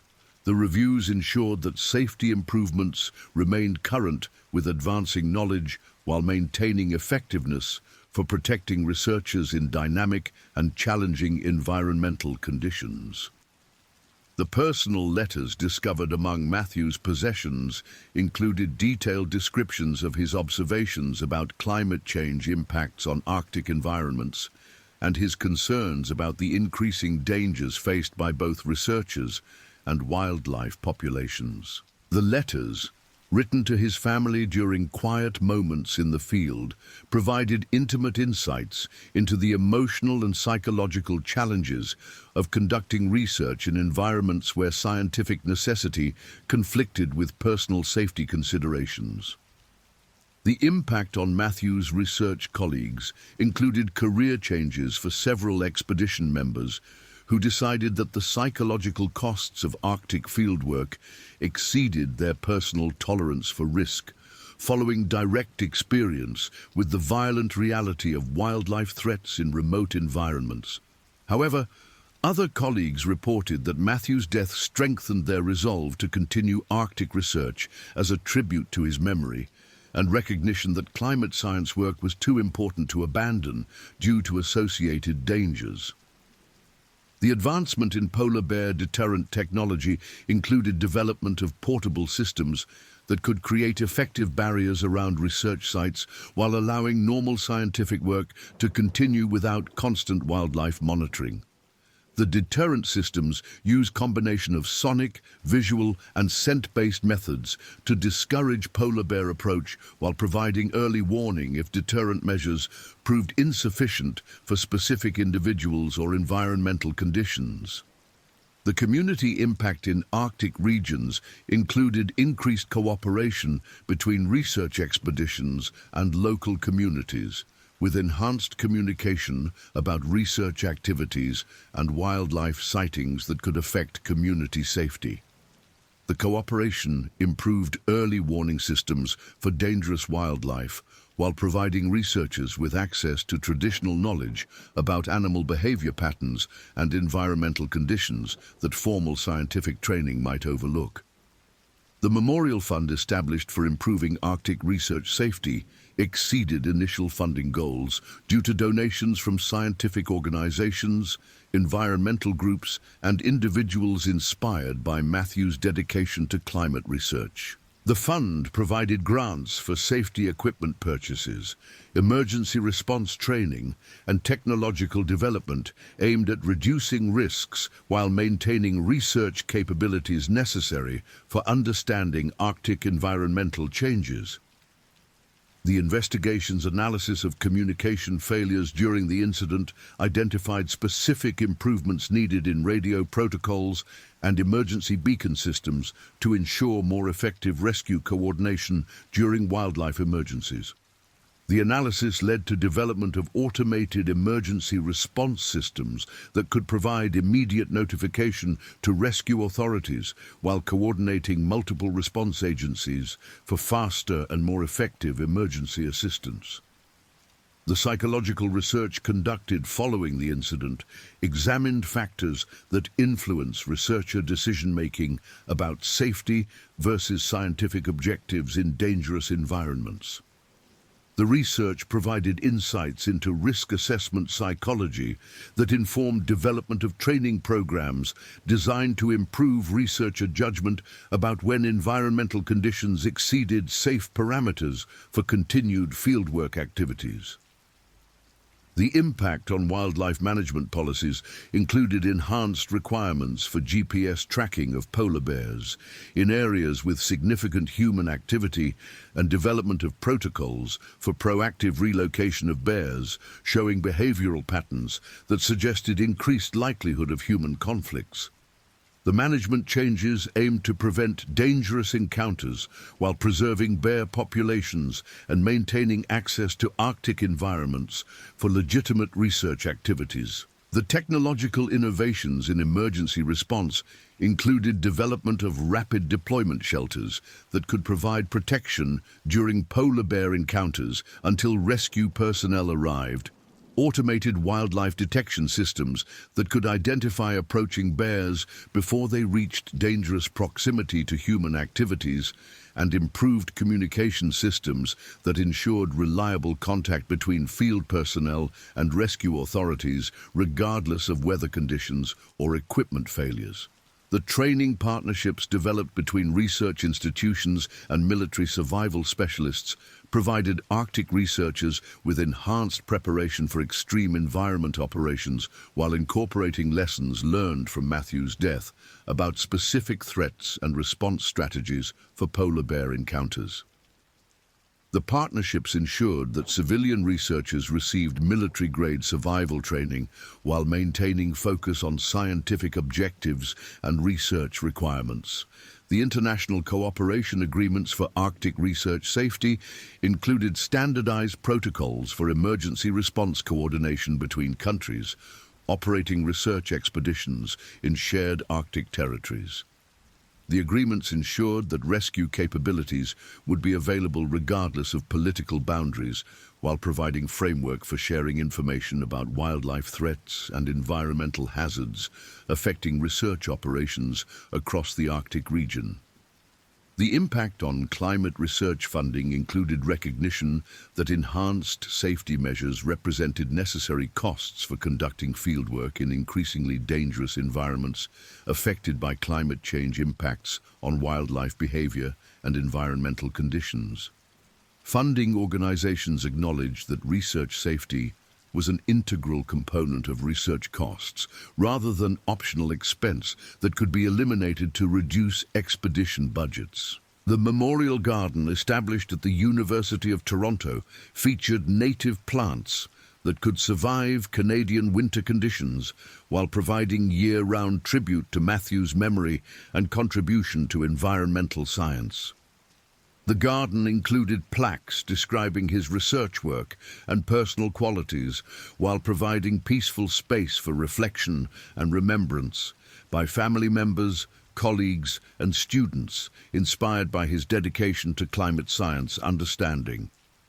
The scholarship recipients, supported by funds established in Matthew's memory, included students from indigenous communities pursuing careers in environmental science and Arctic research, recognizing that traditional knowledge and cultural connections to Arctic environments provided valuable perspectives for understanding human-wildlife relationships and developing effective conservation strategies that protected both human researchers and wildlife populations.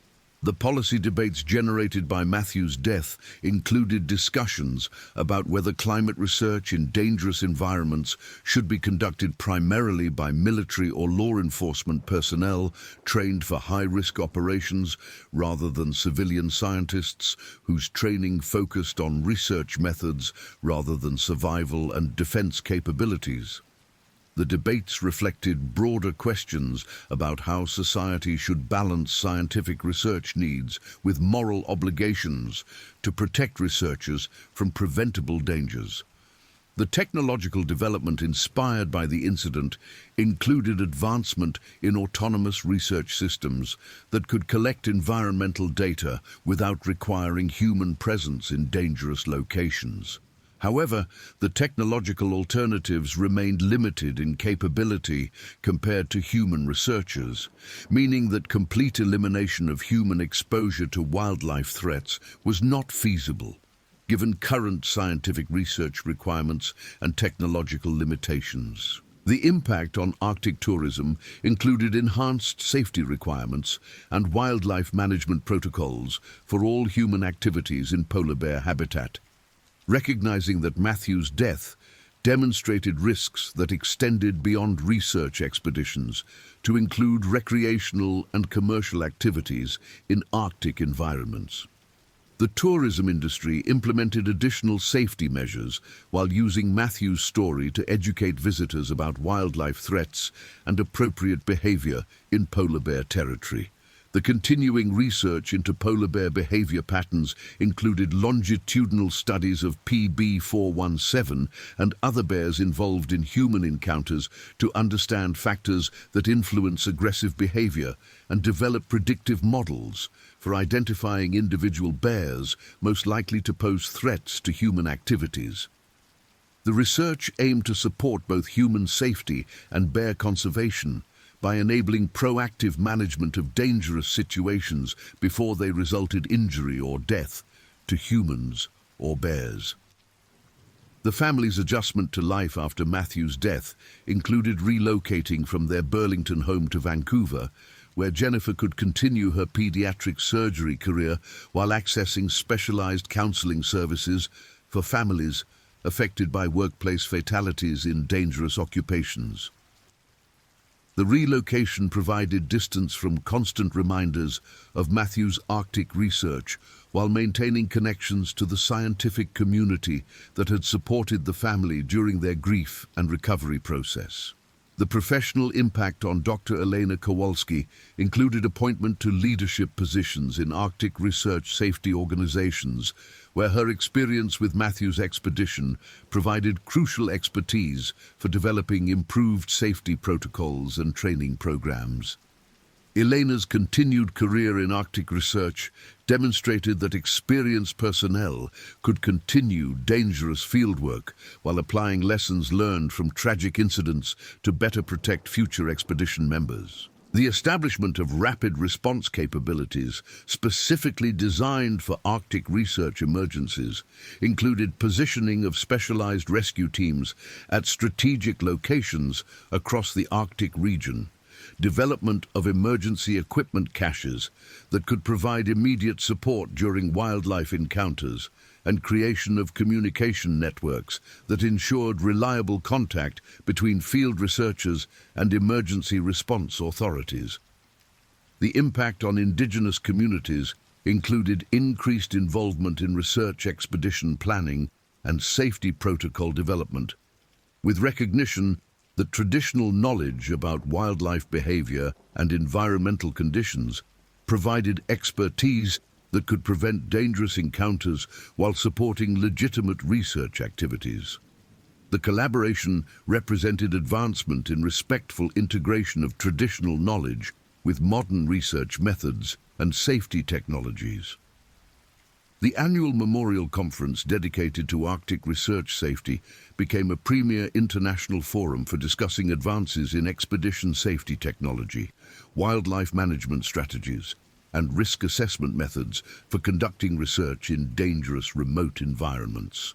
The conferences facilitated information sharing between researchers, safety specialists, and policymakers, while providing networking opportunities for professionals working to improve safety standards across the Arctic research community.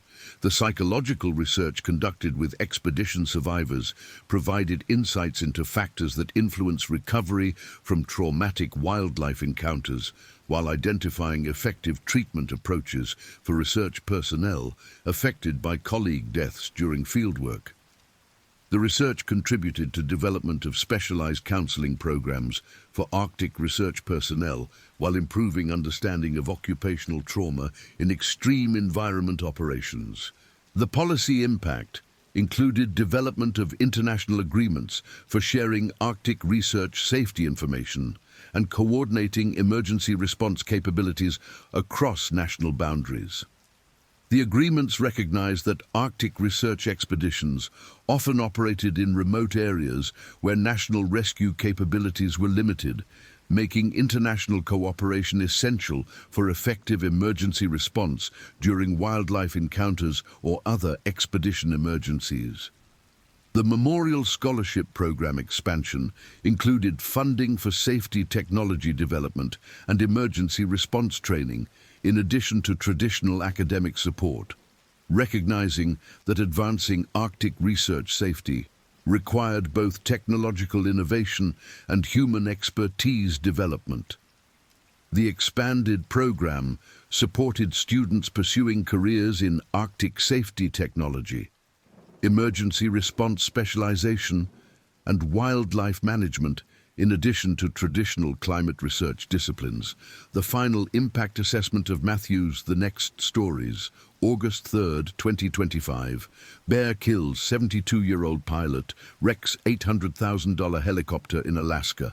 The morning sun cast long shadows across the tarmac at Lake Hood Seaplane Base in Anchorage, as Franklin James Davidson performed his pre-flight inspection with the methodical precision of a man who had logged over 43,000 flight hours in Alaska's unforgiving skies. At 72 years old, Frank's weathered hands moved across the Bell 206L4 Long Ranger's surfaces with the practiced efficiency of someone who understood that, in bush aviation, attention to detail meant the difference between coming home and becoming another statistic in Alaska's aviation fatality records. The helicopter, tail number N847AK, represented nearly $800,000 of precisely engineered machinery, every component designed to operate reliably in conditions that would ground aircraft in the lower 48 states. Frank's steel-gray eyes, still sharp behind wire-rimmed glasses despite his age, scrutinized every inch of the aircraft's exterior.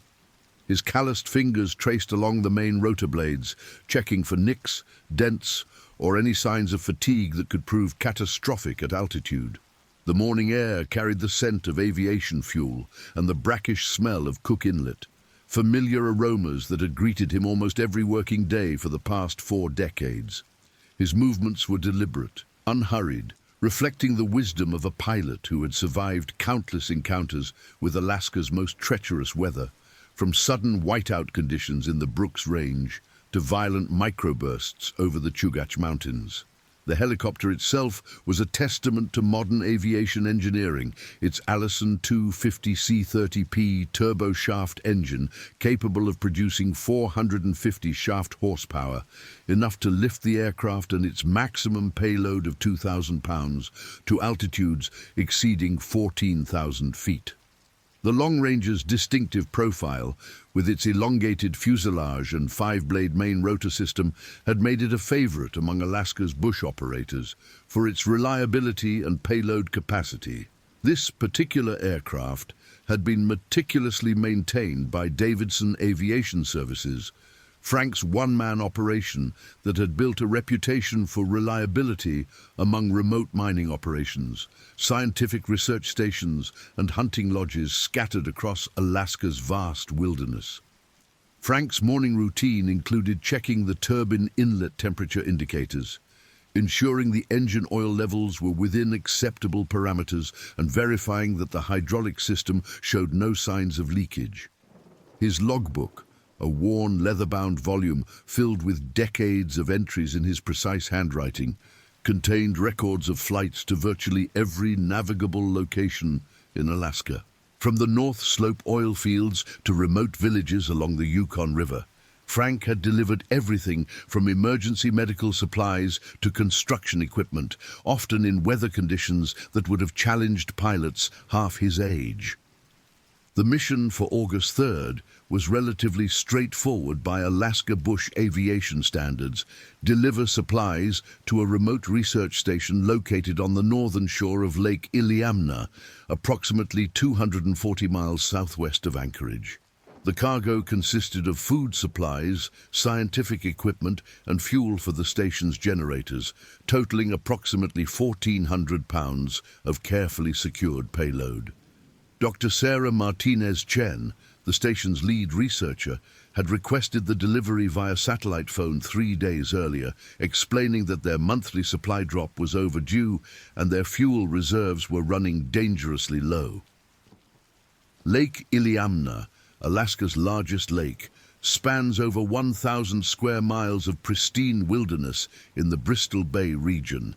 The lake's remote location, surrounded by dense spruce forests and tundra, made it accessible only by aircraft or boat during the brief summer months. The research station, operated by the Alaska Department of Fish and Game in cooperation with the University of Alaska Fairbanks, monitored salmon populations and conducted ongoing research into the ecosystem's delicate balance. The station's isolation, while ideal for scientific observation, meant that supply deliveries were critical for the safety and continuation of research operations. Frank's flight plan called for a direct route southwest from Anchorage, crossing over the Chugach Mountains before turning west across Cook Inlet and following the Alaska Peninsula toward Lake Iliamna. The weather forecast predicted clear skies with light winds, ideal flying conditions for the 2.5-hour journey. His planned departure time of 8:30 in the morning would put him at the research station around 11 o'clock, allowing plenty of time for unloading and return before afternoon weather patterns could complicate the flight home. As Frank completed his pre-flight inspection, he mentally reviewed the terrain features along his route. The flight path would take him over some of Alaska's most spectacular and challenging geography, from the jagged peaks of the Chugach Range to the vast wetlands surrounding Bristol Bay. He had flown this particular route dozens of times over the years, delivering supplies to various research stations, fishing lodges, and mining operations scattered throughout the region. His intimate knowledge of the terrain included detailed mental maps of emergency landing sites, weather reporting stations, and communication relay points that could prove crucial in the event of mechanical problems or sudden weather changes. The helicopter's passenger compartment had been configured to maximize cargo space, with most of the rear seats removed to accommodate the bulky supplies destined for the research station. 55-gallon drums of aviation fuel were secured to the cabin floor with aircraft-rated tie-down straps, while boxes of food, scientific equipment, and medical supplies filled every available cubic foot of space. Frank had personally overseen the loading process, ensuring that the weight distribution remained within the aircraft's center of gravity limits and that no cargo could shift during flight operations. At exactly 8:30, Frank initiated the engine start sequence, the turbine's distinctive whine building to a steady roar as temperatures and pressures stabilized within normal operating ranges. The main rotor system engaged with a rhythmic thump, thump, thump that gradually smoothed into the characteristic whoosh of spinning blades cutting through the morning air. Pre-takeoff checks included verification of engine instruments, hydraulic pressures, and flight control responsiveness, each item methodically confirmed against the aircraft's approved checklist. Air traffic control at Ted Stevens Anchorage International Airport cleared N847AK for departure at 8:45, and Frank lifted the helicopter smoothly into the crisp morning air. The Long Ranger climbed steadily toward its cruising altitude of 3,000 feet, providing Frank with spectacular views of Anchorage spread out below. The city's modern skyline contrasted sharply with the wilderness that began just beyond its borders, a reminder of Alaska's unique character as a place where urban civilization existed in constant proximity to untamed nature. The flight southeast toward the Chugach Mountains proceeded without incident, the helicopter maintaining a steady ground speed of 120 knots through calm air. Frank's experienced eyes continuously scanned the instrument panel and the terrain ahead, searching for any signs of changing weather conditions or mechanical anomalies that could require immediate attention. His hands rested lightly on the flight controls, making subtle adjustments to maintain precise heading and altitude as the aircraft climbed toward the mountain passes that would carry them over the range's imposing peaks. The Chugach Mountains presented themselves in their full August glory, their snow-capped summits gleaming in the morning sunlight, while lower elevations showed the deep green of alpine forests and the bronze tones of tundra vegetation beginning its seasonal transition toward autumn colors. Frank navigated through familiar passes with the confidence of a pilot who had learned these mountains' moods through decades of experience, adjusting his altitude to account for terrain features and potential turbulence caused by wind patterns over the ridgelines. As the helicopter crested the final pass and began its descent toward Cook Inlet, Frank established radio contact with Kenai Approach Control to coordinate his transit through their airspace. The controller's professional voice crackled through his headset, providing traffic advisories and weather updates that confirmed continuing favorable conditions throughout the Bristol Bay region. Frank acknowledged the transmissions with the crisp professionalism that marked experienced aviators. His radio calls economical and precise. The crossing of Cook Inlet provided magnificent views of the inlet's gray-green waters and the distant peaks of the Alaska Peninsula rising from the southwestern horizon. Frank had made this crossing hundreds of times throughout his career, but the sight of Alaska's dramatic landscape never failed to remind him why he had chosen to spend his life flying in what many considered the world's most challenging aviation environment. The helicopter's turbine maintained steady power settings as they progressed southwest, fuel consumption tracking precisely with Frank's flight planning calculations. Approaching the Alaska Peninsula, the terrain below transitioned from the inlet's tidal flats to rolling hills covered in dense spruce forests interspersed with countless small lakes and streams. This was classic brown bear habitat, Frank knew, home to some of North America's largest and most aggressive bears. Kodiak bears and their mainland cousins, the Alaska brown bear, thrived in this region's salmon-rich streams and berry-laden forests. Frank had encountered bears on numerous occasions during his flying career, both from the safety of his aircraft and during the occasional forced landing in remote areas, and he maintained a healthy respect for these powerful predators. The research station at Lake Iliamna appeared on schedule at 11:07, exactly as Frank had calculated during his flight planning session. The facility consisted of several small buildings clustered near the lake's northern shoreline, with a gravel landing pad marked by orange cones positioned to provide clear approaches from multiple directions. Frank established radio contact with Dr. Martinez Chen, who confirmed that the landing area was clear and that station personnel were standing by to assist with unloading operations. Frank's approach to the landing pad followed standard helicopter procedures for confined area operations, with a high reconnaissance pass to assess wind conditions and identify any obstacles or hazards in the vicinity. The landing site appeared ideal, with firm gravel footing and adequate clearance from surrounding trees. A light breeze from the northwest would require only minor heading adjustments during the final approach, and Frank began his descent with the methodical precision that had characterized his entire career. The helicopter touched down at 11:12 with barely perceptible contact, Frank's experienced hands automatically adjusting collective and cyclic controls to maintain precise rotor RPM and prevent any settling with power that could damage the aircraft's landing gear. As the turbine wound down to ground idle, Frank completed his after-landing checklist and prepared to shut down the engine for the cargo unloading process. Dr. Martinez Chen approached the aircraft as Frank opened the passenger compartment door, her weathered face showing the effects of months spent in Alaska's challenging outdoor environment.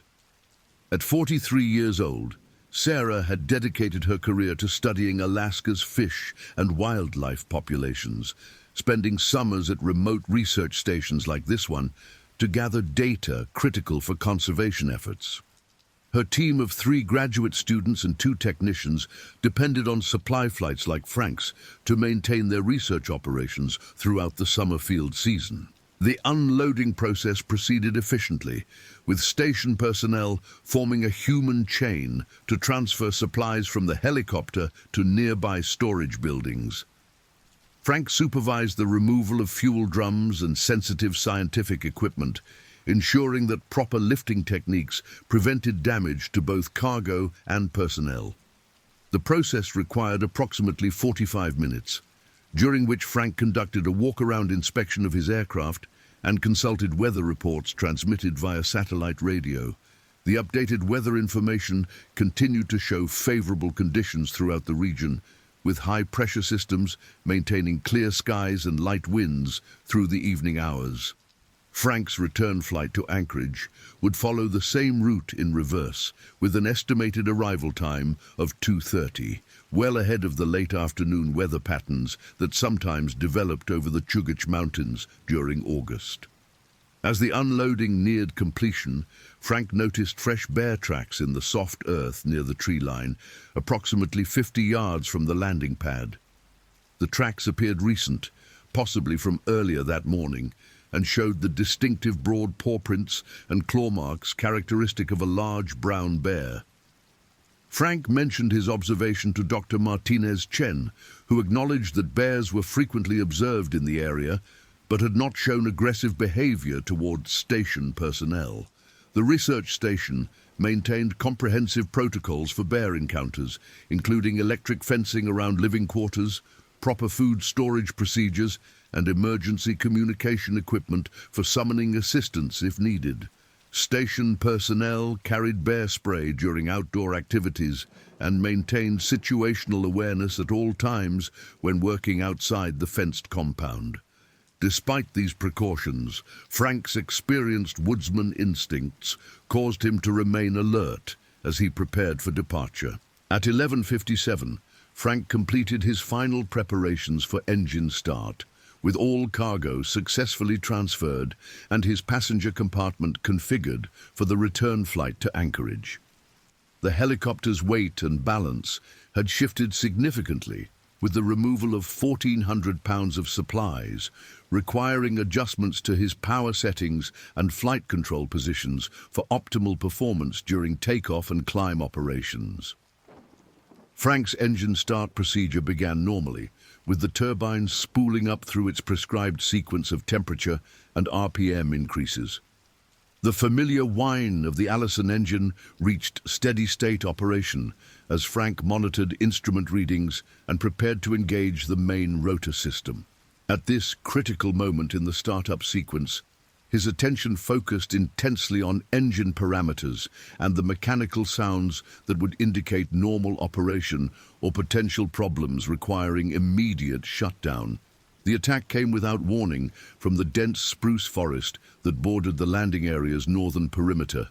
A massive Kodiak bear, weighing an estimated 850 pounds and standing nearly 4 feet at the shoulder, exploded from the tree line at full sprint toward the helicopter.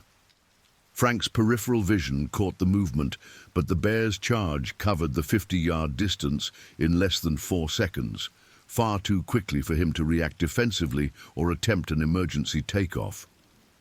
The bear's initial impact struck the helicopter's port side door with tremendous force, the animal's massive shoulder and extended claws tearing through the aluminum skin as if it were paper. Frank's startled exclamation was cut short as the bear's primary attack focused on extracting him from the pilot's seat, powerful jaws clamping down on his left arm while razor-sharp claws raked across his torso and legs. The helicopter's turbine continued running at ground-idle power settings, creating a deafening roar that mixed with Frank's screams and the bear's aggressive vocalizations. The animal's fury seemed directed specifically at Frank, rather than the mechanical noise or movement of the aircraft, suggesting that the pilot's presence had been perceived as a territorial threat, requiring immediate elimination. Frank's attempts to defend himself proved futile against the bear's overwhelming size and strength. His right hand fumbled for the emergency engine shutdown controls, while his left arm remained trapped in the animal's jaws. Blood flowing freely from multiple puncture wounds inflicted by teeth designed to crush salmon bones and tear through tough hide. The bear's weight, pressing against the helicopter's cabin, caused the aircraft to rock violently on its landing gear as the struggle continued. Dr. Martinez Chen and her team, initially frozen by the sudden and violent attack occurring less than 30 yards from their position, began shouting and making noise in an attempt to distract the bear from its assault on Frank.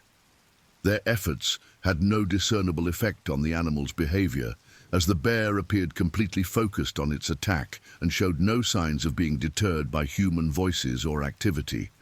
The bear's claws, evolved for digging and climbing, proved devastatingly effective at tearing through Frank's flight suit and the helicopter's interior components. Hydraulic lines ruptured under the animal's assault, sending pressurized fluids spraying across the cockpit and mixing with Frank's blood on the cabin floor. The acrid smell of hydraulic fluid and the metallic odor of blood filled the confined space as the attack continued with unrelenting violence. Frank's consciousness began to fade as blood loss and trauma shock took their inevitable toll. His vision blurred and darkened around the edges, while his attempts to fight back became increasingly weak and uncoordinated. The bear's weight crushed down on his chest, making breathing increasingly difficult, while the animal's claws continued their systematic destruction of both pilot and aircraft. The helicopter's engine, still running at idle power without pilot input, began experiencing mechanical problems as hydraulic fluid loss affected critical systems. Warning lights illuminated the instrument panel in a cascade of red and amber alerts, while unusual vibrations transmitted through the airframe indicated damage to flight control linkages and rotor system components. Dr. Martinez Chen made the crucial decision to attempt emergency radio communications, rushing to the station's communication center to broadcast distress calls on both aviation emergency frequencies and the Alaska State Troopers emergency network.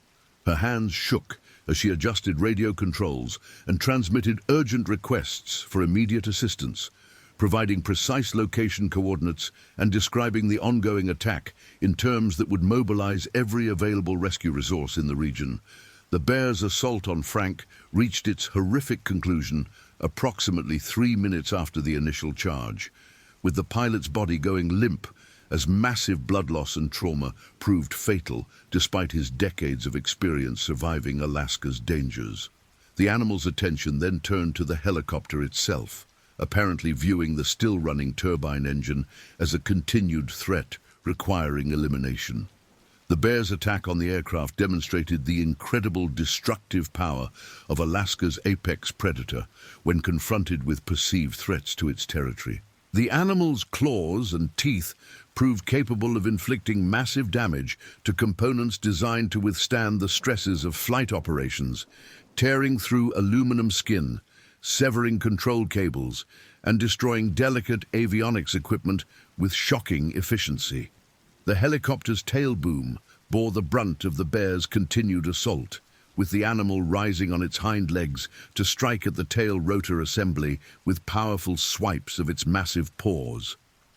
The impact of 850 pounds of bone and muscle against the precisely balanced rotor system caused immediate and catastrophic mechanical failure, with rotor blades separating from their hub and flying across the landing area like deadly projectiles. The destruction of the tail rotor eliminated the helicopter's anti-torque capabilities, causing the fuselage to begin spinning slowly around the main rotor mast, as residual power from the turbine engine overcame the aircraft's natural stability. This rotation, combined with the Bear's continued assault on various aircraft components, created a scene of mechanical chaos that would have been impossible for Frank to control, even if he had survived the initial attack. Station personnel, horrified by the violent death of their supply pilot and the ongoing destruction of the expensive helicopter, maintained their positions at a safe distance while continuing to shout and make noise in hopes of eventually driving the Bear away from the crash site. Their training and experience in bear country had prepared them for potential encounters, but nothing could have readied them for witnessing such a swift and brutal attack on a fellow human being. The Bear's rampage continued for an additional 4 minutes after Frank's death, with the animal systematically destroying every component of the helicopter within reach. Hydraulic reservoirs were punctured and drained, electrical systems were severed, and interior components were scattered across a 30-yard radius around the landing pad. The turbine engine, designed to operate reliably under extreme conditions, finally succumbed to the loss of essential fluids and control inputs, winding down to silence as various warning systems failed completely.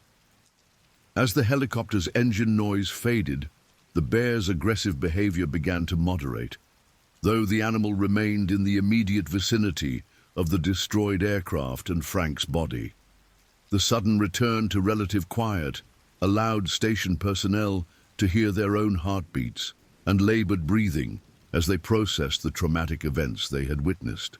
Dr. Martinez Chen's emergency radio transmissions had succeeded in alerting authorities to the crisis, setting in motion a complex rescue and recovery operation that would involve multiple agencies and aircraft.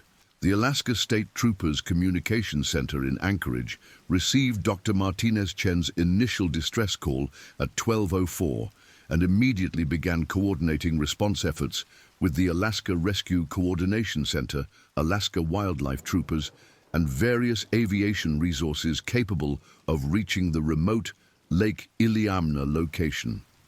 The isolated nature of the research station meant that ground-based rescue personnel could not reach the site, making aircraft-based response the only viable option for immediate assistance. Lieutenant Colonel James Mitchell, commanding officer of the 210th Rescue Squadron based at Joint Base Elmendorf-Richardson, received notification of the emergency at 12:09 while reviewing training schedules in his office overlooking the Anchorage runway complex.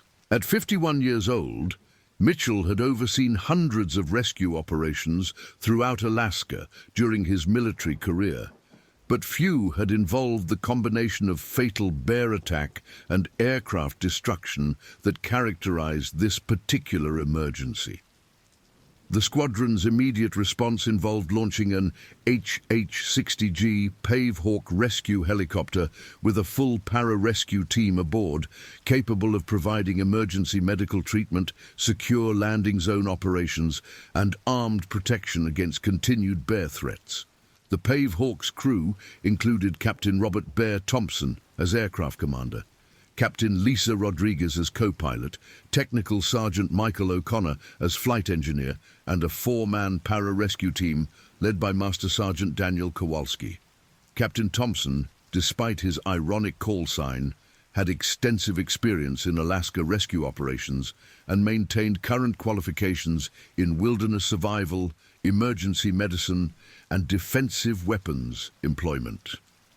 His crew had trained specifically for scenarios involving dangerous wildlife encounters, understanding that Alaska's rescue environment often required armed intervention to protect both victims and rescue personnel from aggressive bears, moose, and other potentially threatening animals.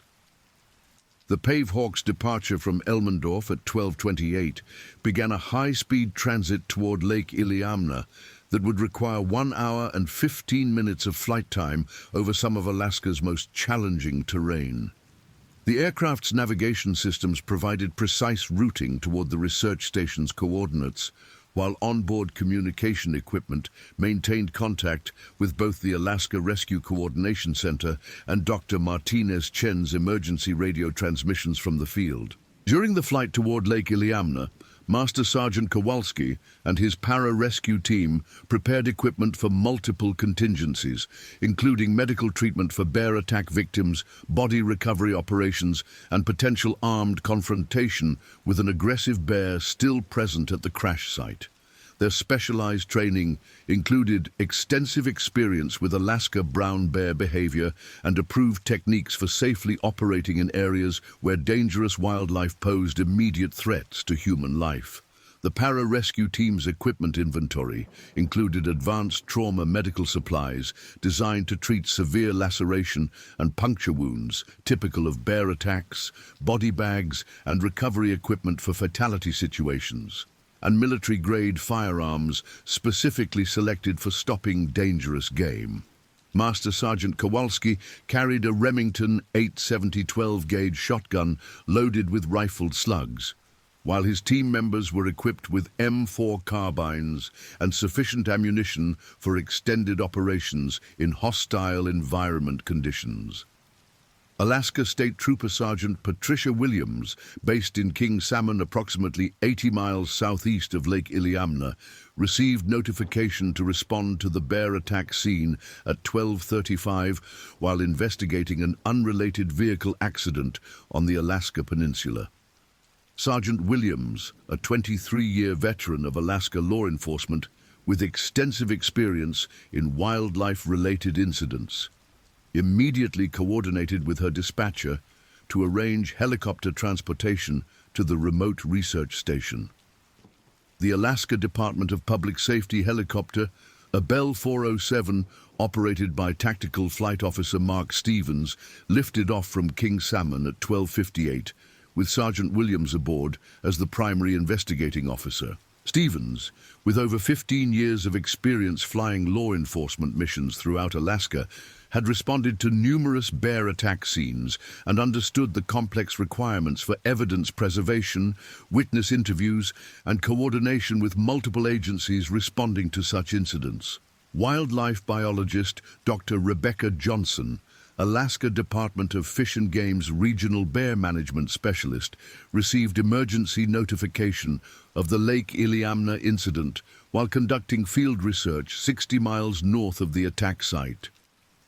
Dr. Johnson's expertise in brown bear behavior and population management made her presence essential for understanding the circumstances that had led to such an aggressive and sustained attack on both human and mechanical targets.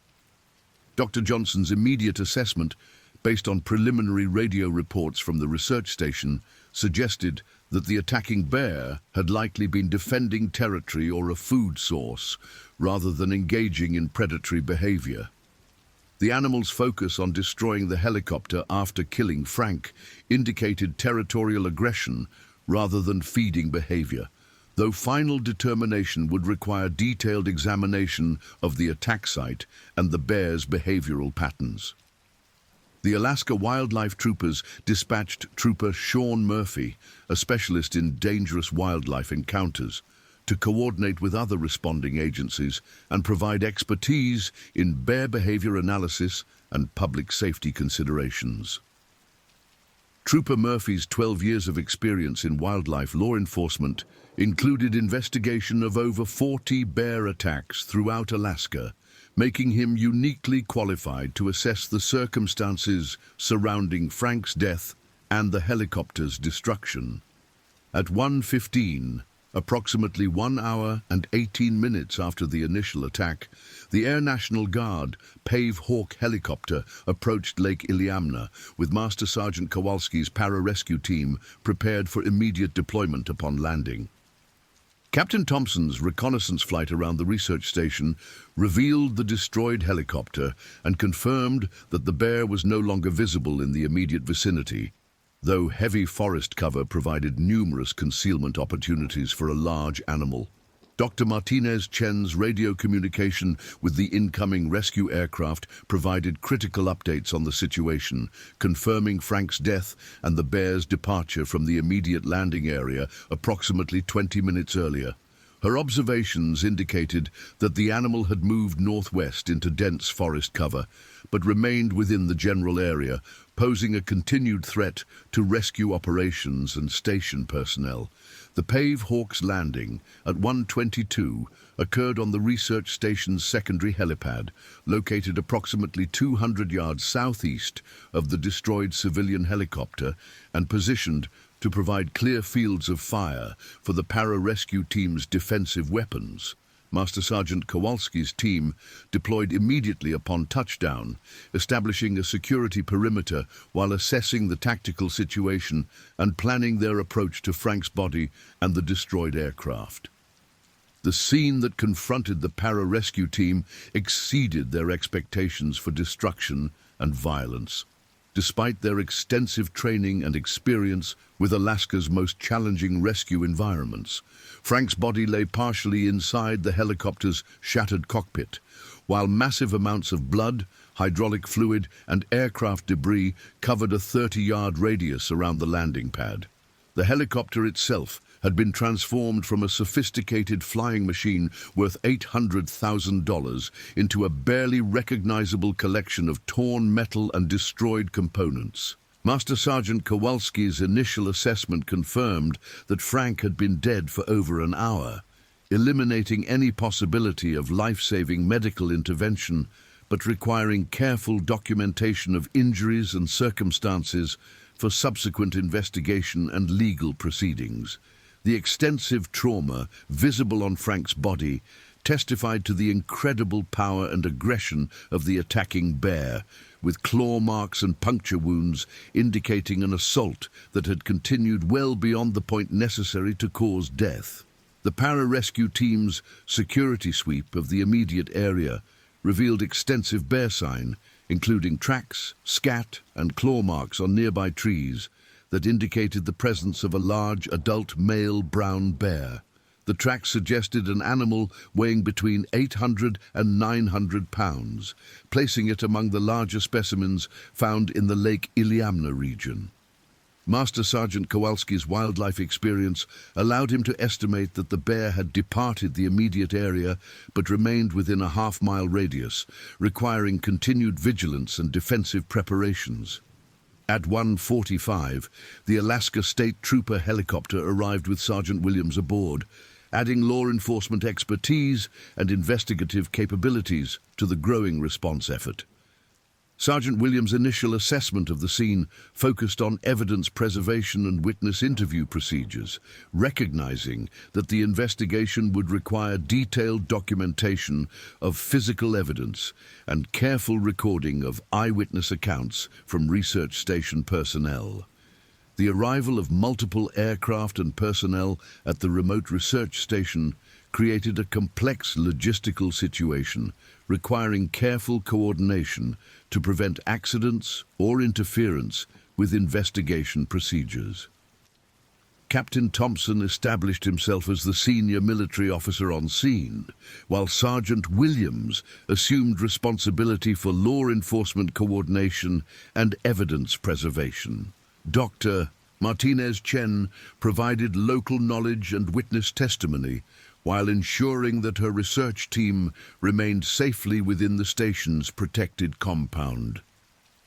Wildlife biologist Dr. Johnson arrived at 2:08 aboard a Department of Fish and Game helicopter, bringing specialized expertise in bear behavior analysis and population management considerations. Her examination of the attack site and surrounding area would prove crucial for understanding the circumstances that had triggered such an aggressive and sustained assault on both human and mechanical targets. Dr. Johnson's initial assessment of the bear sign around the landing area revealed evidence of territorial marking behavior, including tree scratching and scent marking that indicated the presence of a dominant male bear defending an established territory.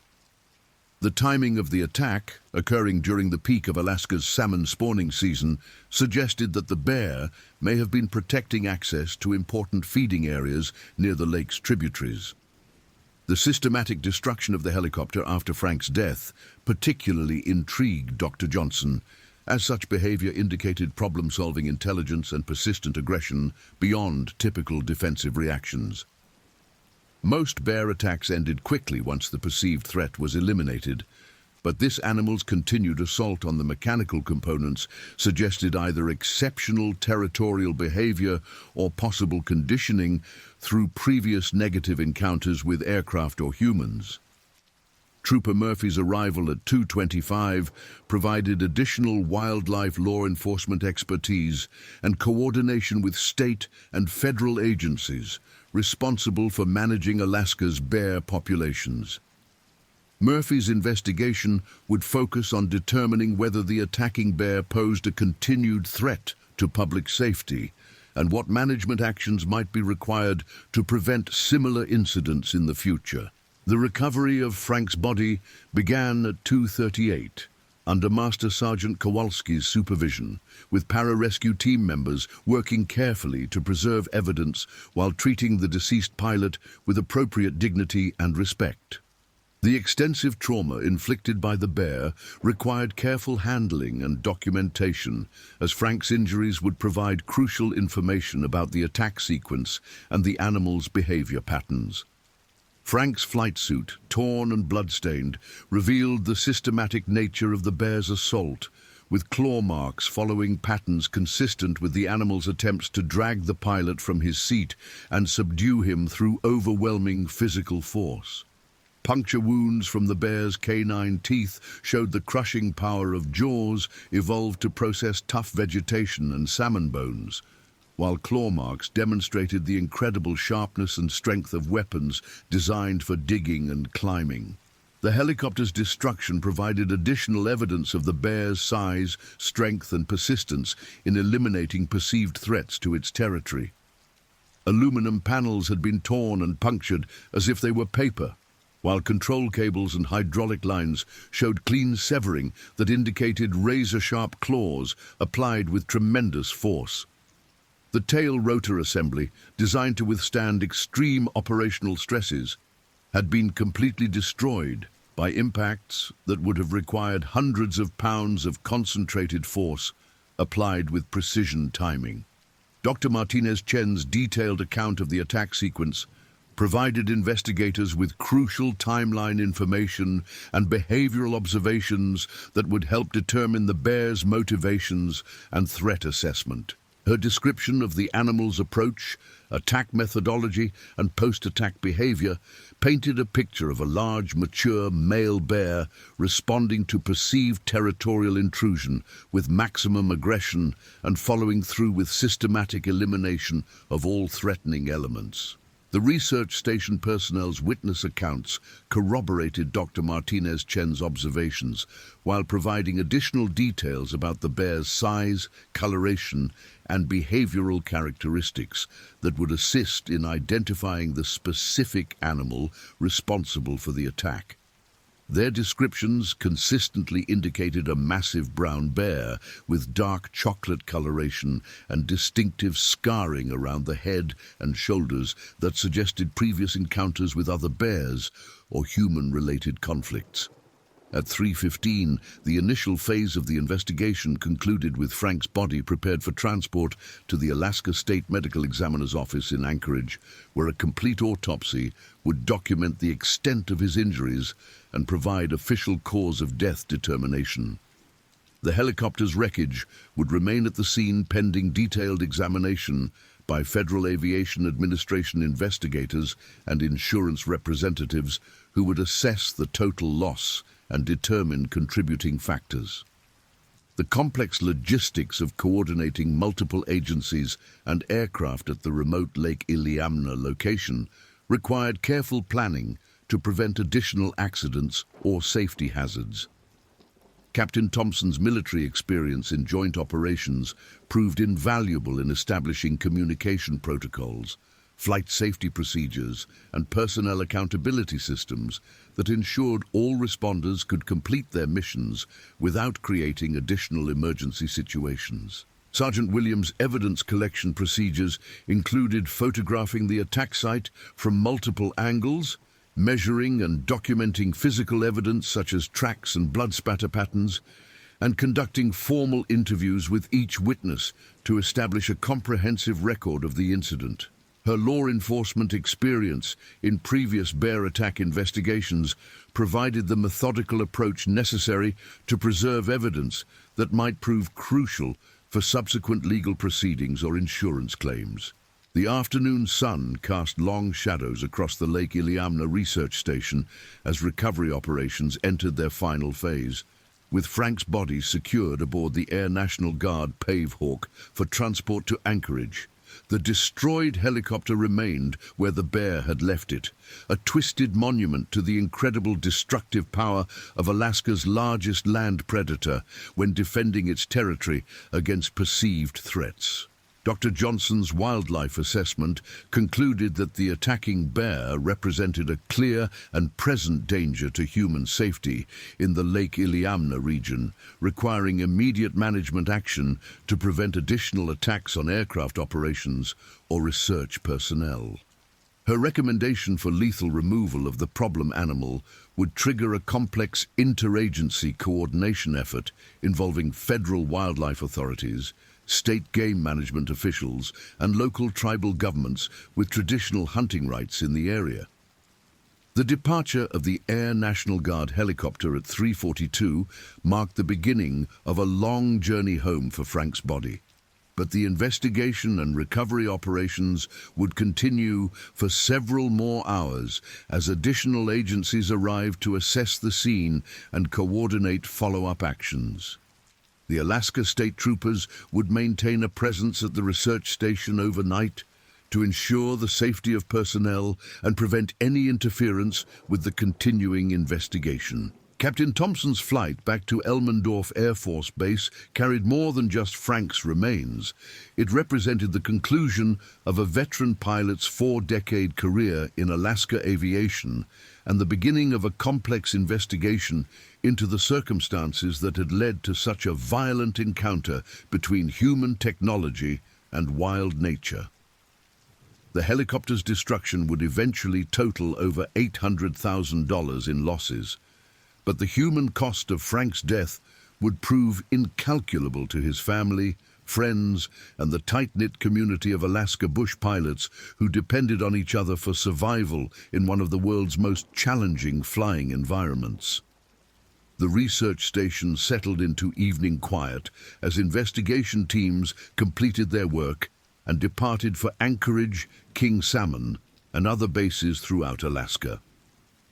Dr. Martinez Chen and her staff faced the prospect of continuing their research without regular supply flights, as aviation companies throughout the region would need time to assess the safety implications of the attack and develop new protocols for operations in areas with known aggressive bear populations.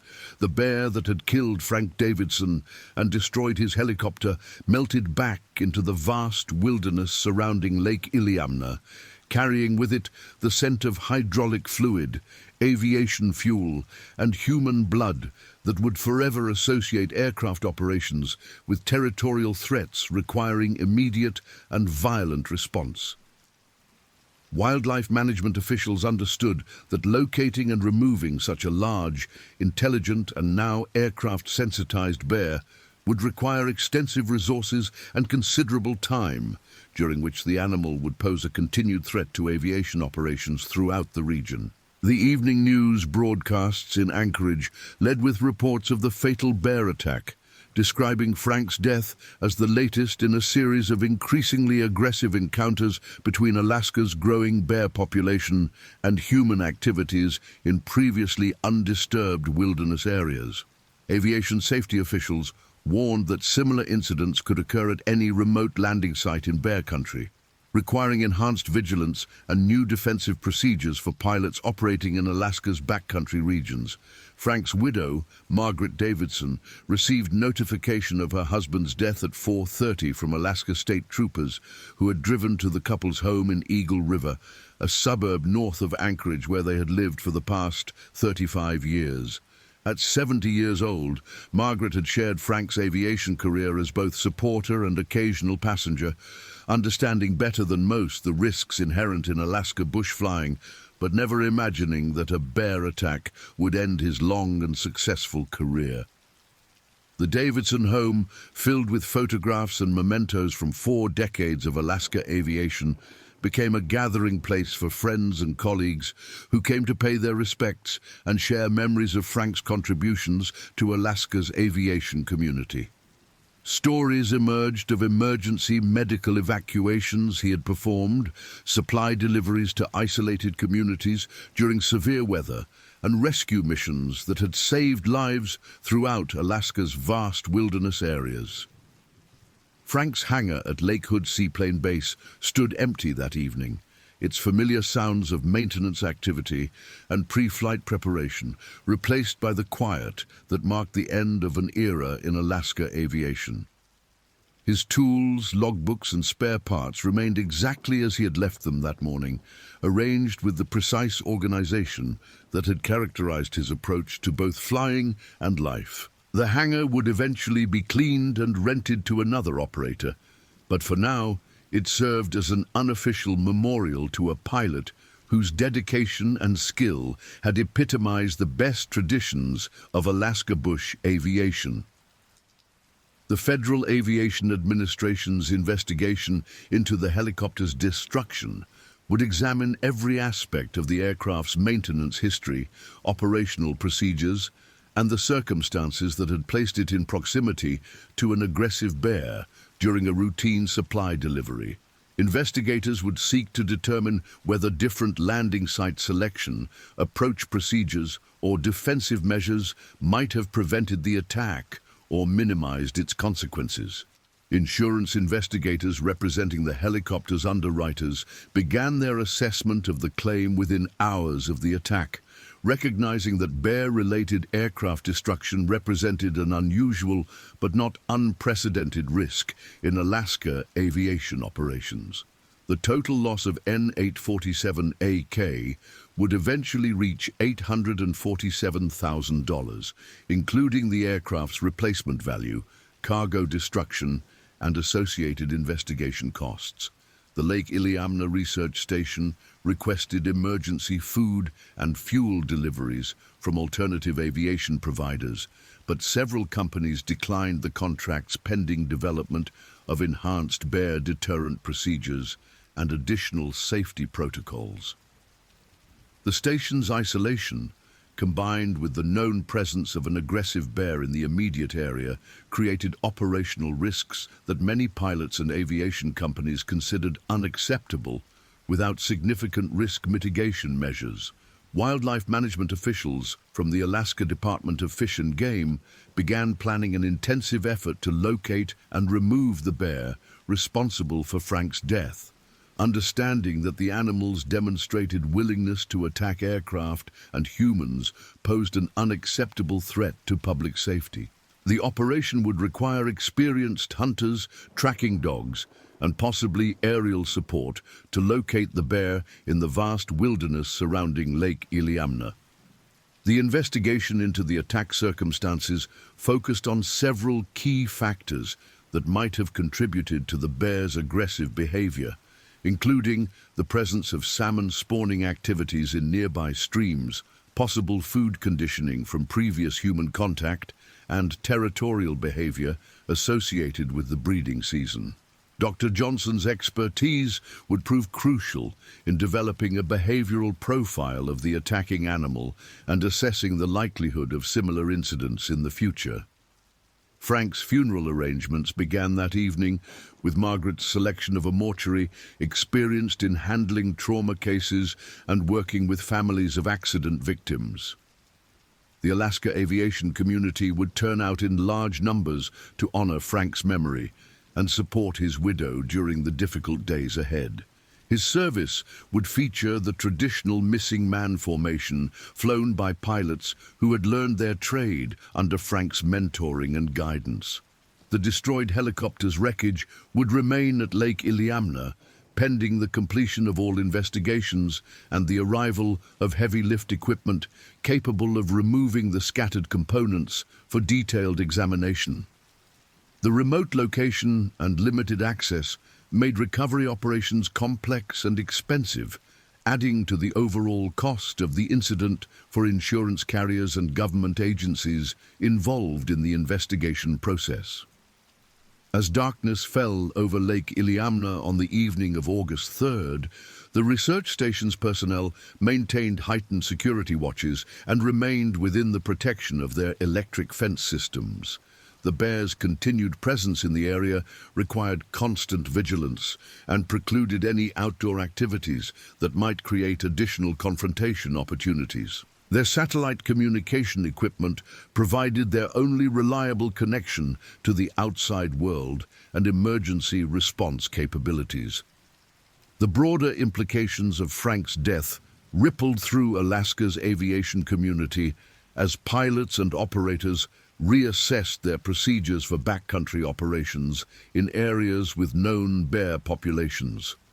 Industry organizations began developing enhanced training programs, improved defensive equipment recommendations, and coordination protocols with wildlife management agencies to reduce the risks associated with remote area operations. Dr. Martinez Chen's research team faced difficult decisions about continuing their summer field season without reliable supply support and with a known dangerous bear in their immediate operating area. The scientific value of their salmon population studies had to be weighed against the personal safety risks created by the aggressive animals' continued presence near their research facilities. The Alaska Rescue Coordination Center initiated a comprehensive review of response procedures for bear attack incidents, recognizing that Frank's case represented the first simultaneous fatality and aircraft destruction they had encountered. The lessons learned from the multi-agency response would be incorporated into training programs and standard operating procedures for future emergencies involving dangerous wildlife encounters. Frank's logbooks, recovered from his hangar, documented over 43,000 flight hours accumulated during a career that had spanned the development of modern Alaska aviation from its early bush pilot era to the sophisticated operations of the 21st century. His entries recorded flights to virtually every accessible location in Alaska, creating a historical record of the state's development and the critical role played by aviation in connecting remote communities with essential services and supplies. The bear that had killed Frank Davidson represented more than just an individual animal. It symbolized the ongoing tension between human expansion into Alaska's wilderness and the territorial imperatives of apex predators that had dominated these landscapes for thousands of years. The incident highlighted the challenges facing wildlife managers attempting to balance conservation objectives with human safety requirements in areas where the two interests inevitably conflicted. Margaret Davidson's grieving process would be complicated by the violent and sudden nature of her husband's death, requiring support from grief counselors experienced in helping families cope with traumatic losses. The Alaska aviation community's close-knit nature meant that many of Frank's colleagues had also lost close friends, creating a network of mutual support during the difficult period following the attack. The helicopter manufacturer's investigation would examine whether design modifications or additional safety equipment might have provided Frank with better protection or escape opportunities during the bear attack. The incident would contribute to ongoing research into aircraft vulnerability to wildlife strikes and the development of improved defensive systems for operations in areas with dangerous animal populations. Frank's death certificate would list multiple traumatic injuries due to brown bear attack as the cause of death, clinical language that could never adequately convey the violence and terror of his final moments or the devastating loss experienced by those who had known and worked with him throughout his distinguished aviation career.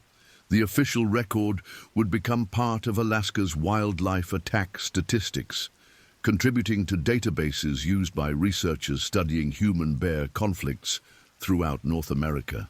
The investigation's preliminary findings would be released within 72 hours of the attack, providing basic factual information about the incident while withholding details that might interfere with ongoing investigative processes or cause additional distress to Frank's family. The full report would eventually run to over 200 pages, documenting every aspect of the attack, response, and investigation with the thoroughness required for legal and insurance proceedings.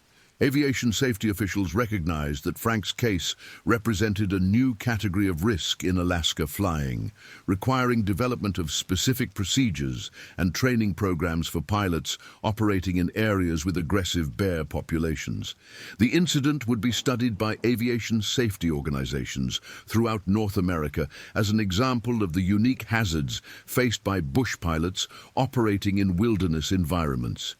The research station's future operations would require significant modifications to accommodate the continued presence of a dangerous bear in the immediate area, including enhanced perimeter security, modified supply delivery procedures, and possibly relocation of critical activities to less vulnerable locations. The scientific value of the Lake Iliamna site would have to be balanced against the safety risks created by the bear's demonstrated aggression toward aircraft and human activities. Frank's aviation legacy included training and mentoring dozens of younger pilots who had learned their craft under his guidance, many of whom would carry forward his emphasis on safety, professionalism, and service to Alaska's remote communities.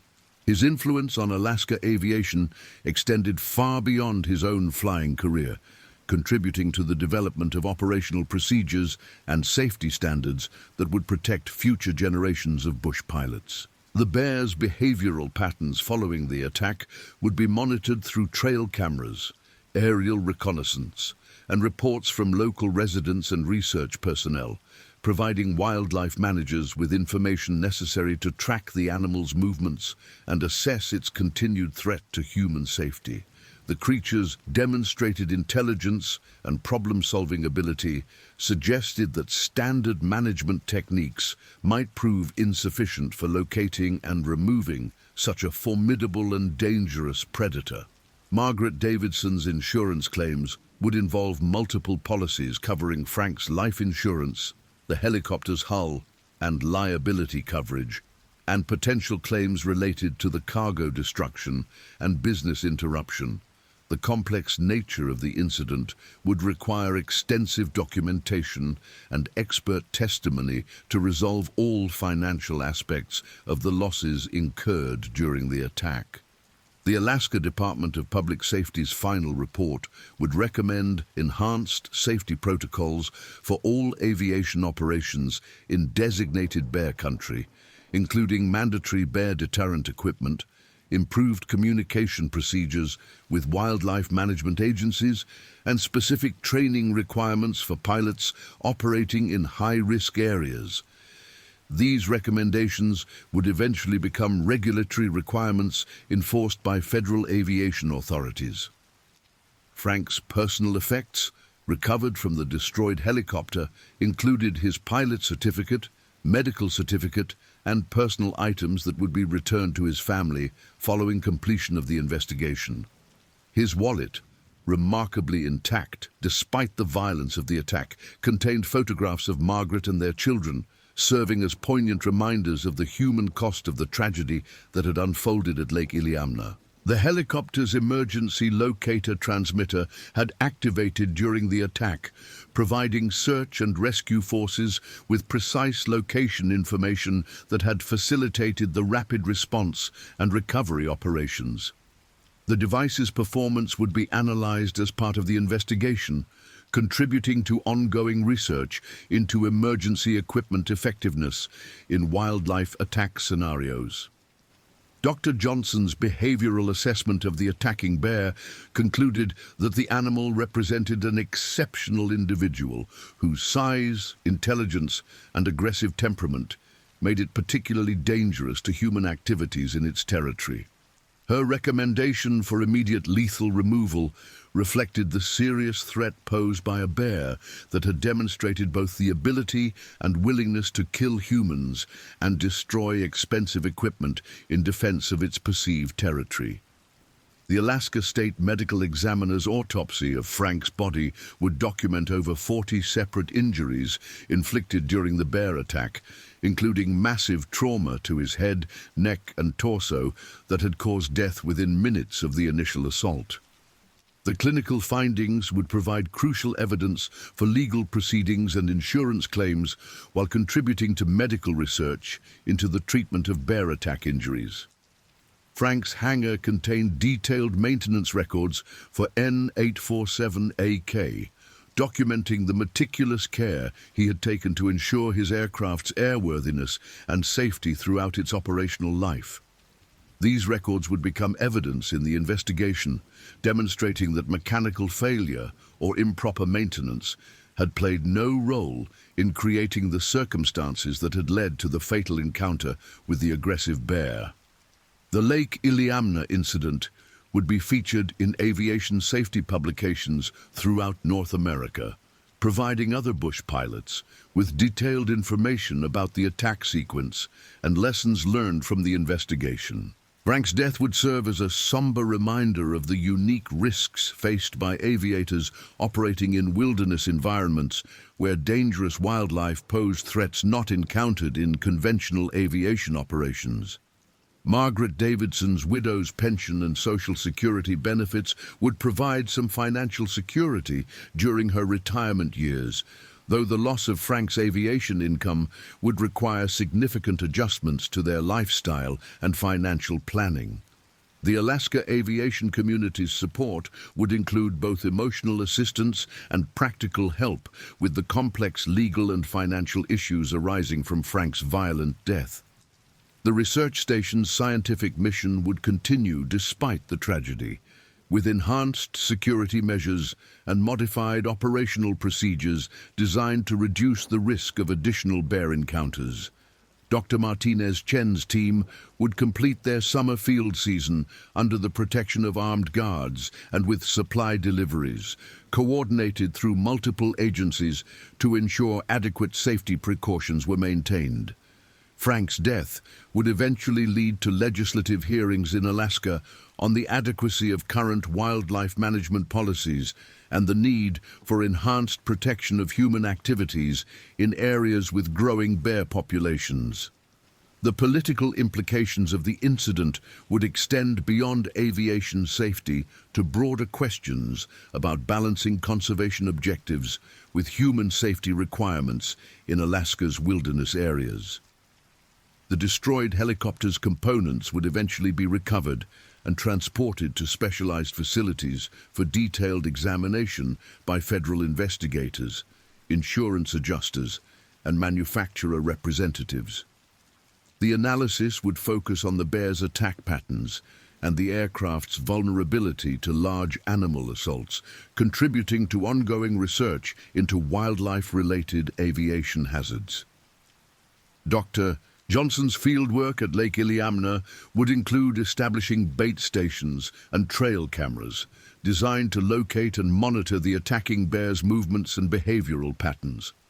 The operation would require coordination with federal wildlife authorities and possibly the involvement of specialized hunting guides, experienced in tracking and removing dangerous bears from populated areas.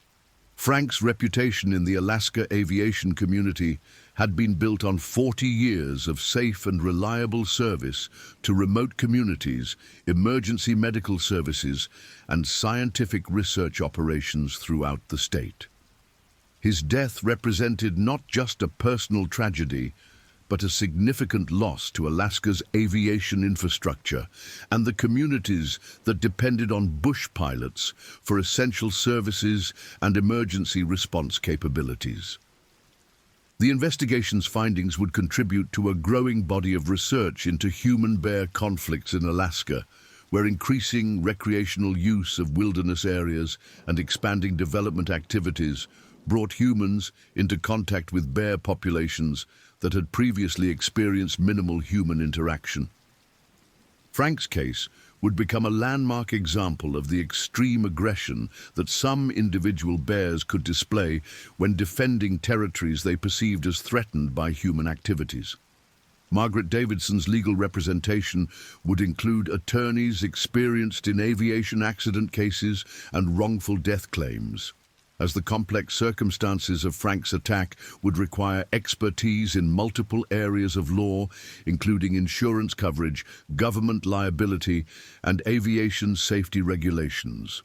The legal proceedings would likely continue for several years as all aspects of the incident were thoroughly examined and resolved.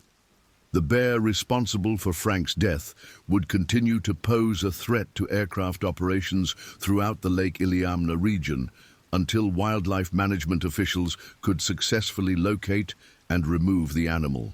The creature's demonstrated intelligence and wariness, combined with the vast wilderness area it inhabited, would make tracking and hunting operations extremely challenging and potentially dangerous for the personnel involved. Frank's memorial service would draw hundreds of mourners from throughout Alaska and the lower 48 states, reflecting the wide network of friends, colleagues, and customers he had served during his distinguished aviation career. The service would feature tributes from fellow pilots, emergency responders, and community leaders whose lives had been touched by Frank's dedication to Alaska aviation and his commitment to serving others. The Federal Aviation Administration's safety alert regarding the Lake Iliamna incident would be distributed to all certificated pilots operating in Alaska, providing detailed information about the attack circumstances and recommended precautions for flights into areas with known aggressive bear populations. The alert would contribute to enhanced awareness of wildlife threats among the Alaska aviation community and promote the adoption of improved safety procedures. Dr. Martinez Chen's research team would publish scientific papers documenting the bear attack and its impact on their research operations, contributing to the academic literature on human-wildlife conflicts and their effects on scientific research in remote areas. Their work would provide valuable insights for other researchers working in areas where dangerous wildlife posed similar threats to personnel and equipment safety. The helicopter insurance claim would set precedents for coverage of wildlife-related aircraft losses, as few previous cases had involved such extensive destruction by a single animal. The insurance industry's response would influence future policy language and coverage terms for aircraft operations in wilderness areas with known wildlife hazards. Frank's flight students and protégés would carry forward his teaching and his emphasis on thorough preparation, situational awareness, and professional standards in all aspects of aviation operations. His influence on Alaska's aviation community would continue through the careers of pilots he had trained and the safety procedures he had helped develop throughout his long and distinguished career. The Lake Iliamna bear's attack on both Frank and his helicopter demonstrated an unusual level of aggression and persistence that concerned wildlife management officials throughout Alaska.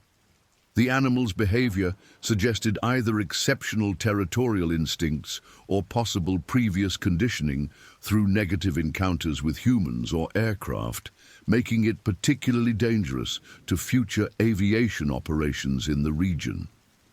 Margaret Davidson would eventually establish a memorial scholarship fund in Frank's name, providing financial assistance to young people pursuing aviation careers in Alaska.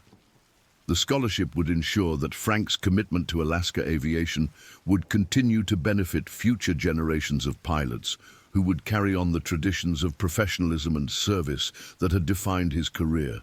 The comprehensive investigation of Frank's death would eventually fill multiple file cabinets with photographs, witness statements, expert analyses, and technical reports documenting every aspect of the incident, from the initial bear encounter through the final resolution of legal and insurance claims.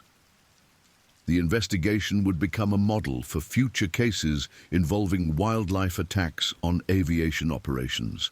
Frank Davidson's name would be added to the Alaska Aviation Hall of Fame posthumously, recognizing his 4 decades of service to Alaska's communities and his contributions to the development of safe and reliable bush aviation operations throughout the state. The honor would provide some measure of recognition for a career that had touched thousands of lives and helped build Alaska's modern aviation infrastructure. The bear that killed Frank Davidson on August 3, 2025, would remain free in the wilderness surrounding Lake Iliamna, a constant reminder of the ancient struggle between human technology and wild nature that continues to play out across Alaska's vast and unforgiving landscape. The creature's victory over one of Alaska's most experienced bush pilots would stand as testament to the power and unpredictability of the natural forces that still rule much of America's last frontier, where even the most skilled and prepared humans remain vulnerable to the sudden and violent assertion of territorial rights that have governed these lands since the last ice age retreated 10,000 years ago.